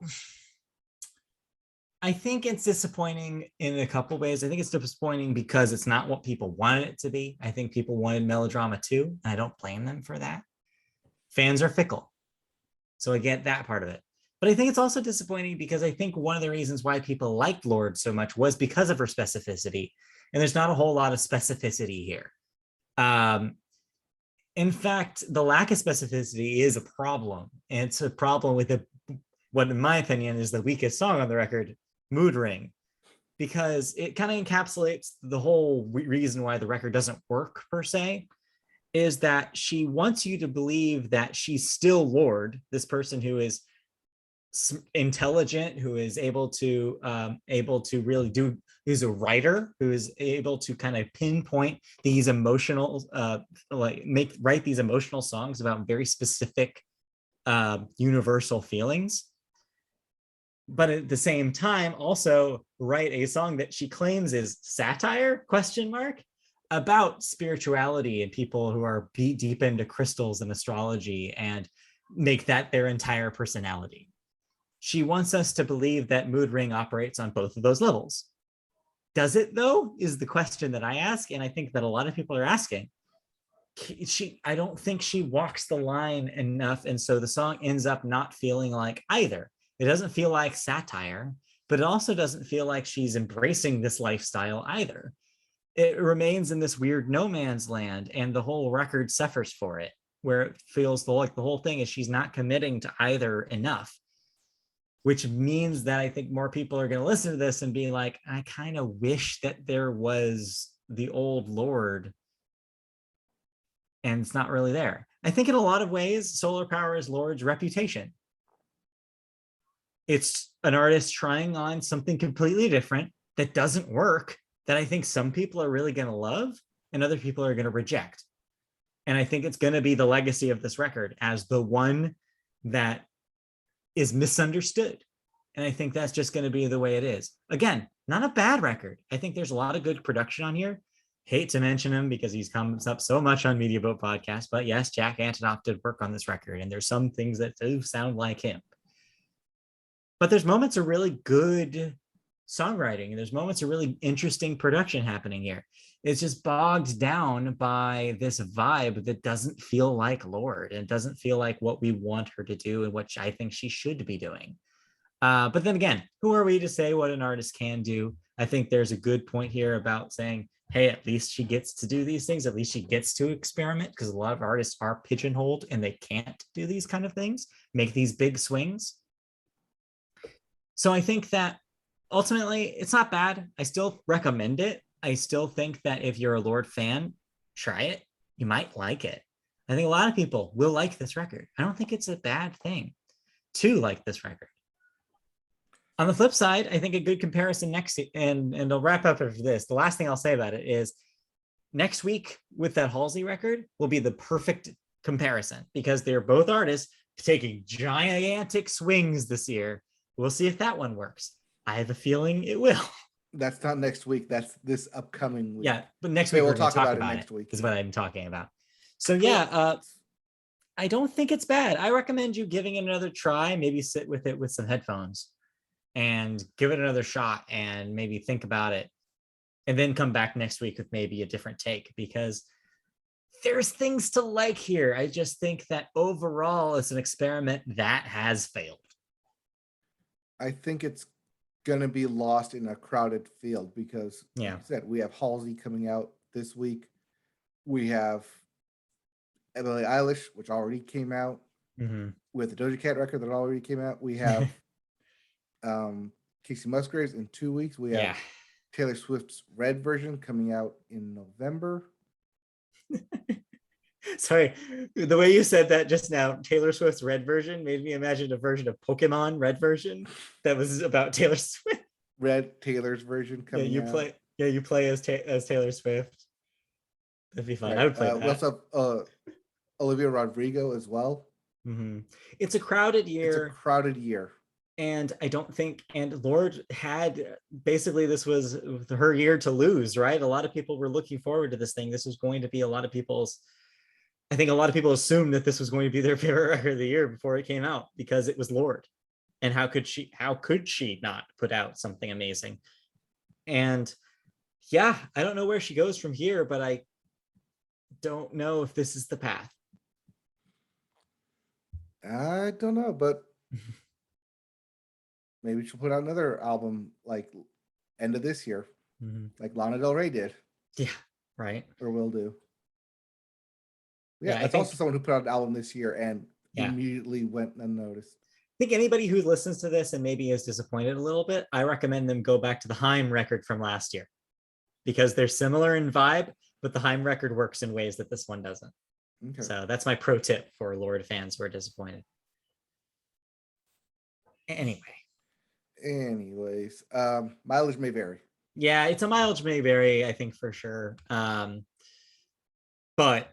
I think it's interesting enough to listen to at least once. Not in a car. Anyways. So you listen to another album. Yeah, I'll just be brief about this one. It's not a band I'm a huge fan of, but I know it's a band that's important to a lot of people, especially if they're into the outskirts of metal. Have you heard of Deafheaven? No. Okay, so they've been kicking around for about a decade now. They put out a really seminal work, I don't remember when this was, a few years back, called Sunbather. And it was really important when it came out because a lot of people were like, wait a minute, this is a metal band, but it's got these moments of real like pretty shoegaze in it.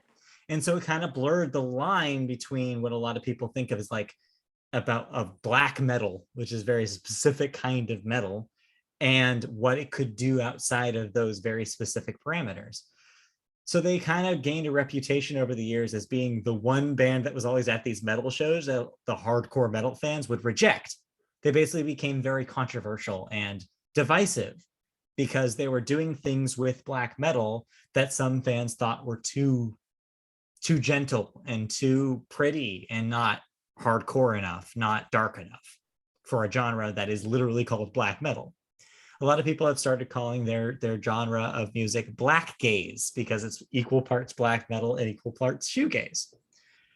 Over the years, they've kind of tried to mess around with that formula a bit. They put out records that even out that distribution a little more than maybe they did early on.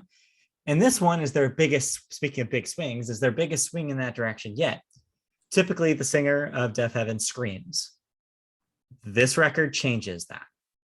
He has started singing, which I think has thrown off a lot of people because all of a sudden this guy known for screaming in these songs is now singing, and he has a pretty decent voice too. They do execute the singing strategically though, sometimes at ends of songs when they need a climactic punch. But overall, what it means is this record is a lot more accessible than their previous work, and it makes those heavier moments punch even harder. So yeah, on a whim, I decided to listen to this thing after reading about them for years, never giving them a try, and I really like it. I'm not a metal person, you know that, but I gave it a try and I really enjoyed what's here. So if you like hard driving rock music mixed with some gentler, prettier tones, I think you should try this out. It's a fun listen. It's like this last song specifically is incredible masterclass in pacing. It ramps up so well, and the climax kicks when it needs to kick, and it leaves you with cutting off mid-song. Like I read somebody's comment that said it's like the Sopranos ending in song 4, which I thought was really funny. It feels that way because it's this emotional high that just goes away. It just disappears immediately. It's really cool. It makes me kind of want to dip into their back catalog and see if maybe I like some of their other stuff too. So yeah, if you like metal music and if you're not afraid of a metal band trying new things in kind of a gentler direction, give them a try. Okay. I Yeah. know some people who may be interested in new metal music. Yeah, this is Send it their way. yeah, this is one where if I still know what our old friend Julian was doing, I'd be like, Julian, did you listen to this? So yeah. Anyway, that's all I had to say about that. So it's a recommend. It's a check it out. All right. Anyways, I didn't listen, like I said, listen to Lorde. That was pretty much it. Didn't listen to anything new. So let's round the corner here and get into some video games. Yes, let's. And oh, what a video game news it was. But first, we have new releases. It's true. Yep. What year is it? Because the long-awaited game is finally here. Can finally come out of under the rock, out of the door, out of your head. Psychonauts 2 for the Yes. PS4, Xbox One, Xbox Series X, and PC. Yep. Available. It's missing the Switch and the PS5. Right. Years in the making. My understanding about why there's not a PS5 version is it sounds like that was not in development before the purchase of Double Fine by Microsoft. So if you want a high fidelity version, you'll have to go to Xbox or PC for that one. But the good news is that if you already are there, it's on Game Pass. Hey. Because everything's on Game Pass. Everything's on Game Pass.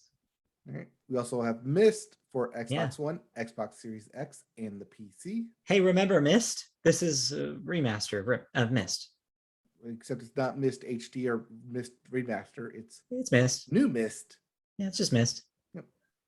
We also have No More Heroes 3 for the Switch. Yep. There's Kiwi. Kiwi? It's Kiwi. Yeah. Like, but with like key. Yeah, key, like a key. Yeah. Yeah. For PS4, PS5, Xbox One, Xbox Series X, Switch, PC. You got it. You can play it. Also for everything, Rustler for the PS4, PS5, Xbox One, Xbox Series X, Switch, PC. You got it. You can play it. And lastly, Monster Harvest for the PS4, Xbox One, Switch, and PC. No new gen yet. So there are a couple of other direct to mobile games that I didn't mention this week, but I know that you'll probably be all over the Marvel thing that came out. So, because it's one of those Marvel mobile games, so I'm sure you'll play it. Infinite Arena thing. That's out this week too. So yep, I'm not going to be playing that. You've learned your lesson. Because I played Marvel Strike Force when it came out, right? And it did the same thing that should have kicked me off of Disney Arena, but didn't. Didn't somehow. Where I wanted the characters, but I didn't want to spend the money to get them. Yeah. But at least with this time with like Disney Arenas, I had the gens enough to buy enough levels. Yeah. And I didn't have it for Marvel Strike Force, so that's why I bounced off of that. But it's another one of those team building things with like 400 possible costume changes per character, which is just saying you can have the same thing on each character 400 times. It's dumb. But hey, it's mobile, microtransactions, pay to win. Get some or don't. All right, let's get into some video game news, shall we? And oh, wouldn't you know it? Just like Cinemacon, we're ending it with Gamescom. All the comms happening this week. All the .coms. So we start Gamescom with Xbox because they don't know when to actually start things because it's premiere before opening night or day or night. I don't know. Gamescom's a European thing. So Xbox had new footage of Dying Light 2 and a release date of December 7th, just in time for the holiday season. Yeah. There's also a new update coming to Microsoft Flight Simulator next week, 2 weeks on September 7th. And Humble Bumble, Humble Max, Humble Games brings many of their titles to Game Pass. Yeah. So yet another reason to get Game Pass if you didn't already have it before. Age of Empires 4 is getting a tribute. No. Yeah, Trebuchet. Trebuchet.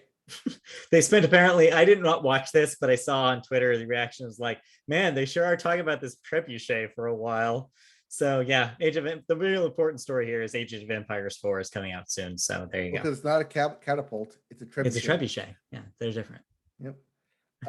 Cloud gaming will be coming to the consoles this holiday. Yes. From Game Pass.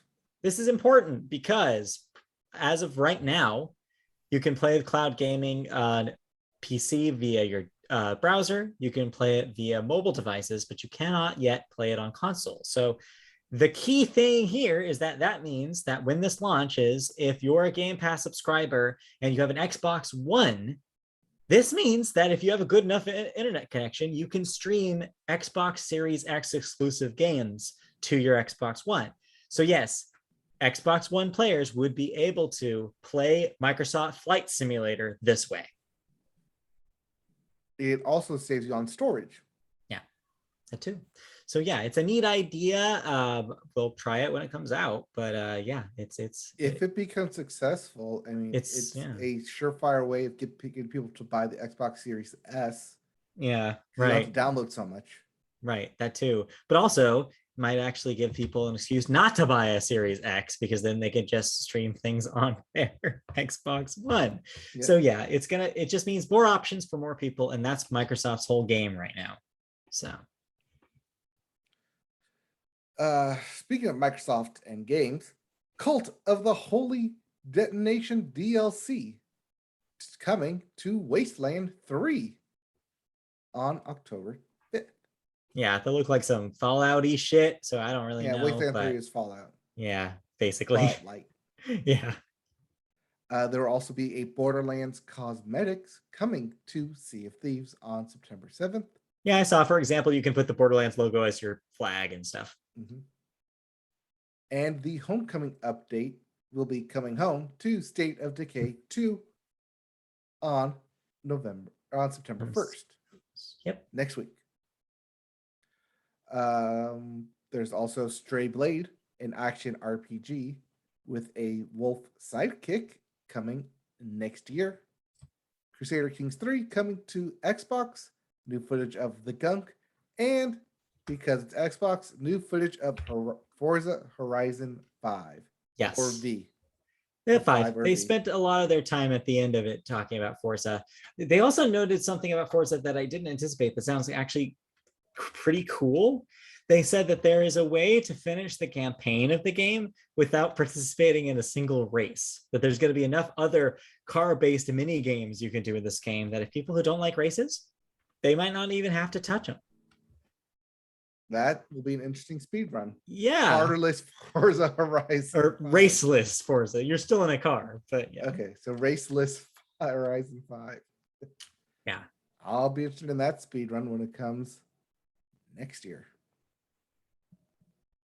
So any other notes for Xbox? Because the highlight was, right, in my opinion, the cloud gaming. Right. Yes, absolutely. And that seems to be the biggest takeaway. You'll probably notice, hey, wait a minute. Where's Halo? Well, that's because they didn't announce Halo here. Right. They saved it for opening night of Gamescom. They sure did. And oh boy, lots to talk about as the opening night. Like, this is where all the heavy hitters are. Yeah. Like, and Xbox, you're great so and all. Someone's going to like that Xbox thing, but come on, this is like the real news here because everyone gets it. These are consoles for everything. These are games coming to all consoles, including Media Boat Favorite. This is called Media Boat Favorite. Yeah. Saints Row. Yes. A reboot is coming.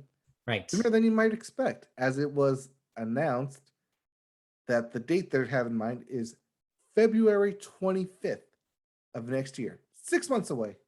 You excited? I'm excited. Oh boy, Saints Row. We have no idea what this is. It could just be a re-release of the first one or the first three, for all we know. But hey, it's a reboot. It's Saints Row. Expecting some mayhem. Yeah. Although it's interesting because the trailer seems to be a little all over the place with tone. It seems like they're trying to be a little bit more grounded than 3 and 4 got ultimately by the end of them, while still being silly and goofy. So I hope they maintain that balance. And I mean, I'm excited. I like those games. So it'll be cool to see a new take on it. Yep. We'll also see a new take on Marvel game called Marvel: Midnight Suns. Yes. Which is rumored a Marvel XCOM-like strategy game. Yeah, so they didn't specify exactly what this game was today, but if the rumors are true, and it seems likely since the developer is the developer of XCOM, that this will be their XCOM version. So yeah, it's a neat idea, a strategy game featuring comic book characters. So I mean, you can slap Marvel on anything and it'll sell. It's true. Except Marvel Avengers by Crystal Dynamics. Anyway. We also have the actual news that you're waiting for at the Xbox event. Halo Infinite. Yes. Not only do we get a trailer, we got a release date. Finally. Holiday season. Yes. December 8th. Which will only be the campaign and multiplayer at launch. Yes. Forge and other modes will come later. So yeah, it's going to be what most people will want anyways from it. So the people who like to tinker will just have to wait to do the special modes. But yeah, December 8th, that's kind of last minute. So they're really taking 2021 release date like as far as they can. But still, it's finally going to be out. Yep, they're really trying to stick to the holiday 2021 without pushing it back. Yeah. Unlike some games, which we'll get to. Where did I leave off at? We also have Cult of the Lamb, which was announced, and it is exactly what it sounds like. So yeah, you're a little lamb and you're starting a cult. That's the game. Yep. Expect metaphors on the biblical scale. Maybe. There's also Midnight Fight Express, which was announced, a Hotline Miami style game. Yeah. And new footage of TMNT: Shredder's Revenge, which I keep forgetting exists. Yeah, that was my editorial there because they announced it a year or so ago, and people got excited because like, oh, they're trying to do like a arcade sprite based brawler, like beat 'em up style thing with Teenage Mutant Turtles again. And I'm like, yeah, it's a great idea in theory, but I thought this game had come out already. No, they just keep showing new footage of it. Speaking of games that keep showing footage of, Lego Star Wars: The Skywalker Saga will finally get a release date or a release scheduled for spring 2022. Yeah, this is a game that was supposed to come out. Yeah, this was supposed to come out after Rise of Skywalker came out, but then got just completely just delayed out of nowhere and went into hypersleep until now. I mean, COVID did hit a lot of the world in 2020. Yeah. So yeah, people are not sure whether it was COVID directly that did most of it or whether it was the public reception that Rise of Skywalker got. Maybe a combination. The ending, maybe a new ending. Who can say? I don't know, but we'll find out soonish because that game will finally come out next year. Yeah, you can finally play it. Yeah, eventually. I like Lego games. I don't care. Yeah. Just give it to me. There's also Synced: Off Planet, which was announced. Yeah, I don't have anything here descriptive wise because the trailer did not say much. It was just like a dude who looked conspicuously like Nathan Drake is in this game, and I don't know what else to say about it. We also have the Outlast Trials. Yeah. And Doke V, which seems like a fancy Pokemon like. Yeah, so hey, all those people complaining about the graphics in Pokemon games, hey, I guess here's a game for you. So doesn't that make it Doke V? Maybe, I don't know. Jurassic World Evolution 2 gets a November 9th release date. There's also a new trailer for Far Cry 6 with even more Giancarlo Esposito. Yes. Blood Hunt, the Vampire, the Masquerade Battle Royale gets early access on September 7th. Yep. Park Beyond, the Park sci-fi park builder. Okay, I'll say it. Yeah. Park Beyond. There you go. It's required. It's required. The sci-fi park builder announced for next year, 2022. Jet, The Far Shore gets an October 5th release date. And what I alluded to earlier, Horizon, Forbidden West will be delayed. Yes. And officially released February 18th, 2022. So if you don't have a date for Valentine's Day, here you go. Here's Aloy. So 2 things about this. You're prepared now. One, I'm prepared now. And 2, Aloy's Aloy's appearance in Genshin Impact will be on September 1st. They confirmed as well. So there you go. Also, it'll be the first game to get a 60 frames per second patch on the PS5. Well, it's not the first game to do that. The first game, the first Horizon, is getting a 60 frames patch. So hope you didn't finish it yet, because it's gonna get even better. I already did. Oops. Well, now you have an excuse to play it again. Hey. Maybe I'll just play the final battle. And 60 frames on your PlayStation 5. Yeah. There was another New World trailer. Yeah, that's that Amazon Games thing that they keep showing but never releasing. They will never release it. Maybe. Sifu has been delayed to February 22nd. And yes, that is indeed 2/22/22. I know, yeah. Don't get married on that day. No, getting married on the 12th.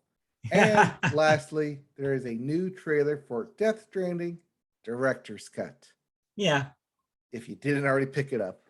Apparently there were no monster cans, which some people are upset about because the first one had so much Monster Energy product placement. They may have pulled out of the deal. They're not there.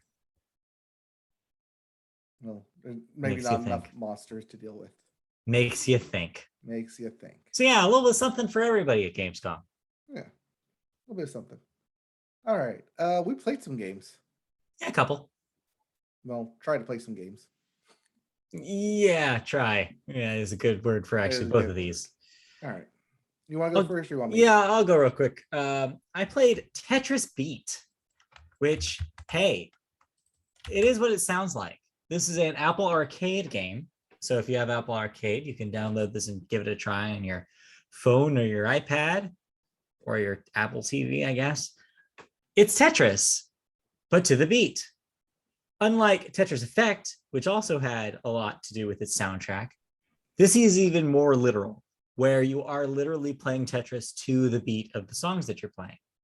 And these range from hip hop to EDM to pop. But all of them have a hard enough beat for you to drop blocks to. And there's 3 variations of this idea. One where you're dragging the pieces with touch controls down, and that final placement has to be to the beat. The other where you're tapping on icons where the places where the blocks would best go and tapping those to the beat. Or you're just playing marathon version normal Tetris while a song is happening. Those are your 3 modes. And I'm here to report they're all bad.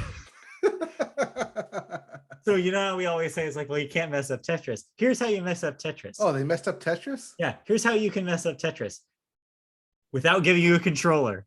Touch control Tetris is a total disaster. And for people who are like, hey, but wait a minute, wasn't Tetris DS good? And my answer to that is, yes, Tetris DS was good when that came out, but that had a stylus. And touch controls on a phone, very different than a stylus. And also the execution there was better. And also, you didn't have to do it to the beat. The problem with this game is that the idea of rhythm games is that if the input works, the input has to work for it to be fun. Because if you're constantly missing the beat, then it's not fun. This is an example of an interface, of a control interface that does not work at all in tandem with a rhythm game.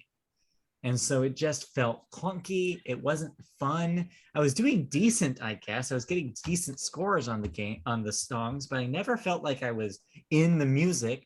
I never felt that I was having more fun than Tetris, like usually as fun as Tetris is supposed to be. So ultimately, I uninstalled it after playing it a couple times. Not worth your time. Don't, even if you love Tetris and you love rhythm games, turns out the game that does both of those things is not very good. Wah, wah. Yeah. How could you mess up Tetris? How could you? You owe Tetris an apology. Yeah, they owe Tetris an apology for sure. You know what? Maybe this works with a controller, but I wasn't going to start, Bluetoothing a controller to my iPad to try. So maybe if I feel like that's necessary, I'll go back and try it, but it lost me pretty quick. So Tetris Beat, maybe skip it. It doesn't have the beat. No. All right. Well, I played 2 games. Yeah. I finished one of them. Yeah. And I gave up on the other one. Yeah, you did some PlayStation 5 cleanup as you continue exploring your PlayStation 5. I also streamed from the PlayStation 5 to Twitch. You can find us Media Boat on Twitch. Yeah. So I tried streaming Returnal. It was successful in that I streamed Returnal. Yeah. It was unsuccessful in that I didn't feel like I got very far. So I talked a little bit about Returnal as well. I also did not get very far in Returnal. Did most of the stuff I said resonate with you? Like, do you feel mostly the same, or like, do you have differing opinions? So on my literal second playthrough, so first playthrough I got, I think through 5 rooms and then died. My second playthrough, I got through, I feel like about all the rooms you could in that first level. Yeah. I went through the house in that first level. I went through everything on my second playthrough, like, oh, this isn't that hard. Yeah. Then I got to what I think is the final boss. That boss, yes. Round. That boss. And it kicked my ass. Yes, that boss kicked my ass too. But here's the thing though. Ever since that second playthrough, I have not been able to get back to that boss. Every single time some random ass huge monster comes out of nowhere, surrounded by other little guys, and I get overrun because I'm still stuck with the damn pistol. I haven't been able to switch it out yet. The guy get a new weapon. I couldn't get a new weapon, and so I keep dying because I can't shoot the pistol and reload fast. That sounds like a pain. So and you're just not. When I do find the new, was able to find it, there's not enough items that carry over, to make you better the next time around. Yeah. It goes back to kind of what I was talking about with Boyfriend Dungeon last week, that Hades has spoiled us for run-based games. It's hard to go to a run-based game that's not Hades because we're so used to, I actually see this much progression. I carried over this much cool stuff that I feel like I can go back in and feel prepared. Returnal does not do that. Returnal pretty much throws you into the oven every time and it's like, here, just deal with it. It's going to be hard and we're not going to help you. You just have to get through it. Even the cutscenes upon every death don't give you any new information. No, not really. It's pointless to die. So it's not pointless. I will push back against that a little bit. There's enough helps with the story. Lore drops that happen. You are learning things about the world and you are learning bits and pieces about why you're there, enough to keep it interesting. But you're right. If the gameplay, and what it sounds like this is the case, the gameplay is not keeping you coming, then you've lost the last tenet of Returnal, and then there's no reason to play it. I at least liked the gameplay enough where it kept me coming, and I'm back, and I was like, okay, I want to see this out. Ultimately, until I, got too busy to play more of it. But I did get to the point where I said, okay, if I die on this run, then I'm giving it up. Yeah. But I kept doing that for an hour. Yeah. Or I kept dying and replaying it. So it was like, then the hour went by. I'm like, Okay, clearly I'm getting nowhere. I'm just banging my Yeah. head here. That's it. I'm taking you out. I'm putting you in GameFly and sending you So back. here's a question. In that run, in your good run, the one you got all the way to the boss, were you having fun with the gunplay? Like, did you think that there's something interesting there? Or even there, did you think that it was just something you were bracing through to get through it? It was fun because it was new. Uh-huh. But the But actual then feel of the gun, like the shooting, did you have any enjoyment with it? I did when I found a gun that I liked and like Okay. cycled through 4 different kinds. Yeah. Then I just kept trying to go back to that same weapon every single Yeah. time. If the base gun's not fun, then they've lost you. And I had enough fun with the base gun that that didn't bother me as much. I was fine with the pistol, but I immediately wanted to upgrade as soon as I could. Sure. So it's Okay. Well, that's the thing is, and that's it encapsulates this game. I think a lot of people really clicked with it, and a lot of people bounced right off of it. It's very divisive. I think you're going to see it a lot of people's top 10 lists, and you're going to see it a lot of people's I hated this game's list because of how even run by run could be wildly different results. I did enjoy the no fall damage. Although if you did Yes, fall into a pit, you're screwed you're for other screwed. reasons. Yeah. Yeah. And just the amount of enemies and not having barely any cover to do anything. Yeah, it's tough. Had to dodge. It's a hard ass game. It requires you to be really good on the dodge, and if you're not, yeah, it will punish you for it. It does not have any qualms about punishing you, which yeah is going to turn off some people. Mm-hmm. So yeah, That's mileage will Returnal. definitely vary Yeah, on Returnal. but then How you much you'll return played on it. you played the polar opposite of Returnal. Yeah. I played the game that comes with every PlayStation 5. Yes. Astrobot's Playroom. Yes. I had fun. God, that game's so good. That game is so good. It might end up on my top 5 list. Oh yeah, if it counted, is I would good. too. I want to retroactively put it in my top 5 from 2020, even though I didn't play it in 2020. It was that good. Technically, it is a 2020 game because it came out Yeah, with the PS. unfortunately, But we played it this year, but it's last year. Yeah, but you also couldn't get your hands on a PS5 last year. Right. But Nobody yeah, could. it's just so much fun. And every turn, there's something cool and experimental to play. I just liked running through it and not only picking up all the different devices, like, oh yeah, this was a Sony thing. Oh yeah, this Right. is a Sony gadget. Oh, it's like, oh, it's a Sony multi-tap. peripheral. Cool. But then also, what I had the most fun probably was finding the camera bot Yeah. and finding what it's pointing at and trying to figure Yes. out what game franchise What this game is it's from. from. Yes, that's fun too. I was like, oh yeah, that's from this game. That's from this game. That's from this game. I had a lot of fun with just that, running around and figuring out what game they were Yeah. from. It's equal parts fun platformer and also PlayStation nostalgia machine. Super nostalgia machine. Yeah. I had lots of fun with it. Like I said, it's basic platforming enough to where anyone can get through it, but also it's fun. How far have you gotten in it? How many of the main console levels have you finished? 505. You got them all. I am close to platinuming it. Whoa. So you completely bypassed me then. I got all the trophies. I got all the puzzle pieces. I Okay. did all the speed runs for it. I want to ask one thing though, then. One negative that I had about about the experience playing it. How did you feel about the swinging part where you had to swing on things using the shoulder buttons? Oh, did you not read the directions? No, I read the directions. I knew how to do it. I just thought it sucked. I just didn't like the feel of swinging on those things. It was the one controller thing that they introduced that I didn't like. I liked all of them, the rest of them, the bouncing, the rolling. I liked all of those other things they did. For whatever reason, I just could not get into the groove with the swinging, even though I figured it out. Oh, I couldn't get into it either until I actually stopped and read, watched the little direction thing. I did the same thing early and you on. have to move Yeah. the controller with it. I just didn't like the feel of that because it felt imprecise to me.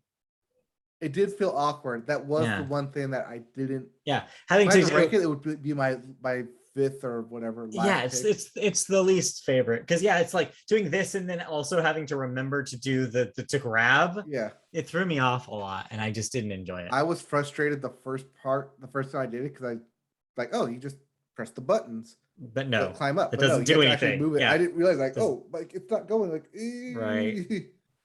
Force it up. But a very small blip considering that the rest of it is great. The rest of it is just so much fun and just nonstop fun. That's what that thing is. It's nonstop fun, nonstop nostalgia run through. Yeah. I loved the music. Yeah. GPU. It's fun. Yeah.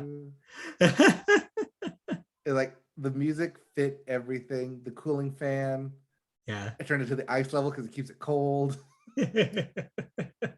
GPU jungle. The STD electric highway. It's super fast, super fun. I liked all of it. So much painstaking detail went into it. I loved every little bit of it. Yeah, it's so much fun. It's a lot of fun. Like I said, probably end up on the end of the year list. We'll see. It's against the rules, but we'll see. Hey, we make our own rules, like we said. Like you said earlier. All right. And then just as an addendum, I want to say there's a couple games I didn't get to that I will hopefully get to talk about next week. 12 Minutes came out on Game Pass last week. I'm interested in trying that, even though I've heard some really interesting things about that game, both positive and negative. It's the Annapurna game. Yeah, it's Annapurna's newest thing. Then also Psychonauts 2. I might give that a shot this week if I have some time. So yeah, watch this space. Psychonauts 2. Oh, Psychonauts 2 on Game Pass. Game Pass. So yeah, I'll give those a try hopefully before next week, but we'll see. Okay. I completely went off of Pokemon Unite for a week because I have PS5. You're off the stuff. I don't know. I'll come back to it. It's quick. It's just because I put it away so I could play the PS5. Now that's just my go-to, but right. I'll go back to it, especially once it comes on mobile next month. Yeah, and Blastoise got confirmed today, so now you have a reason to come back. Yep, got to come back to it. But that's for another show. Yep. I think we're at the end here, so let's plug away. Oh, real quickly. Yes. Little League World Series update. Hawaii won. Hey. So Hawaii is going to the semifinals. Michigan is going to play. Who did I say? Texas? Yeah. So it's Michigan and Texas in the final elimination game, and Ohio versus California in the final elimination game. Those take place tomorrow, and then winner between those games will play Hawaii and South Dakota to go to the World Series, which is on the 29th. That is Sunday. So we will have a Little League World Series champion by Sunday. Hey, it's coming. So fast. So fun. Yeah. There you go. All right. Now you can plug away. All right. Well, thank you for watching this week's edition of the Media Boat Podcast, well, watching or listening. And the reason why I say that is because you can enjoy the Media Boat Podcast in two different forms. You can watch the video version on YouTube. Just go to YouTube and search Media Boat Podcast to find our channel. Or you can listen to it classic audio style by going to any of your podcast services of your choice, including iHeartRadio, Apple Podcasts, Google Play, Amazon. You can go to even Spotify to check us out. We're everywhere. Check us out that way too. You can also see our writing on MediaBoatPodcast.com. You can see us on social media, on Twitter at MediaBoatCast, Facebook, search MediaBoat Podcast and find our page there. Questions, comments, you can email us directly at MediaBoatPodcast.com or at gmail.com. And you can also watch the occasional stream at twitch.tv/MediaBoat. And that will do it. So next week we'll be back with a bunch of music thoughts, maybe some video game thoughts. Who knows what else we'll talk about, but we'll talk about all that and more next week. We'll have the wrap up of Cinemacon and Gamescom if any other news comes out. Yeah. And more thoughts. A lot to come next week. So stay tuned for that. We'll see you all next week. Bye-bye. Okay, bye.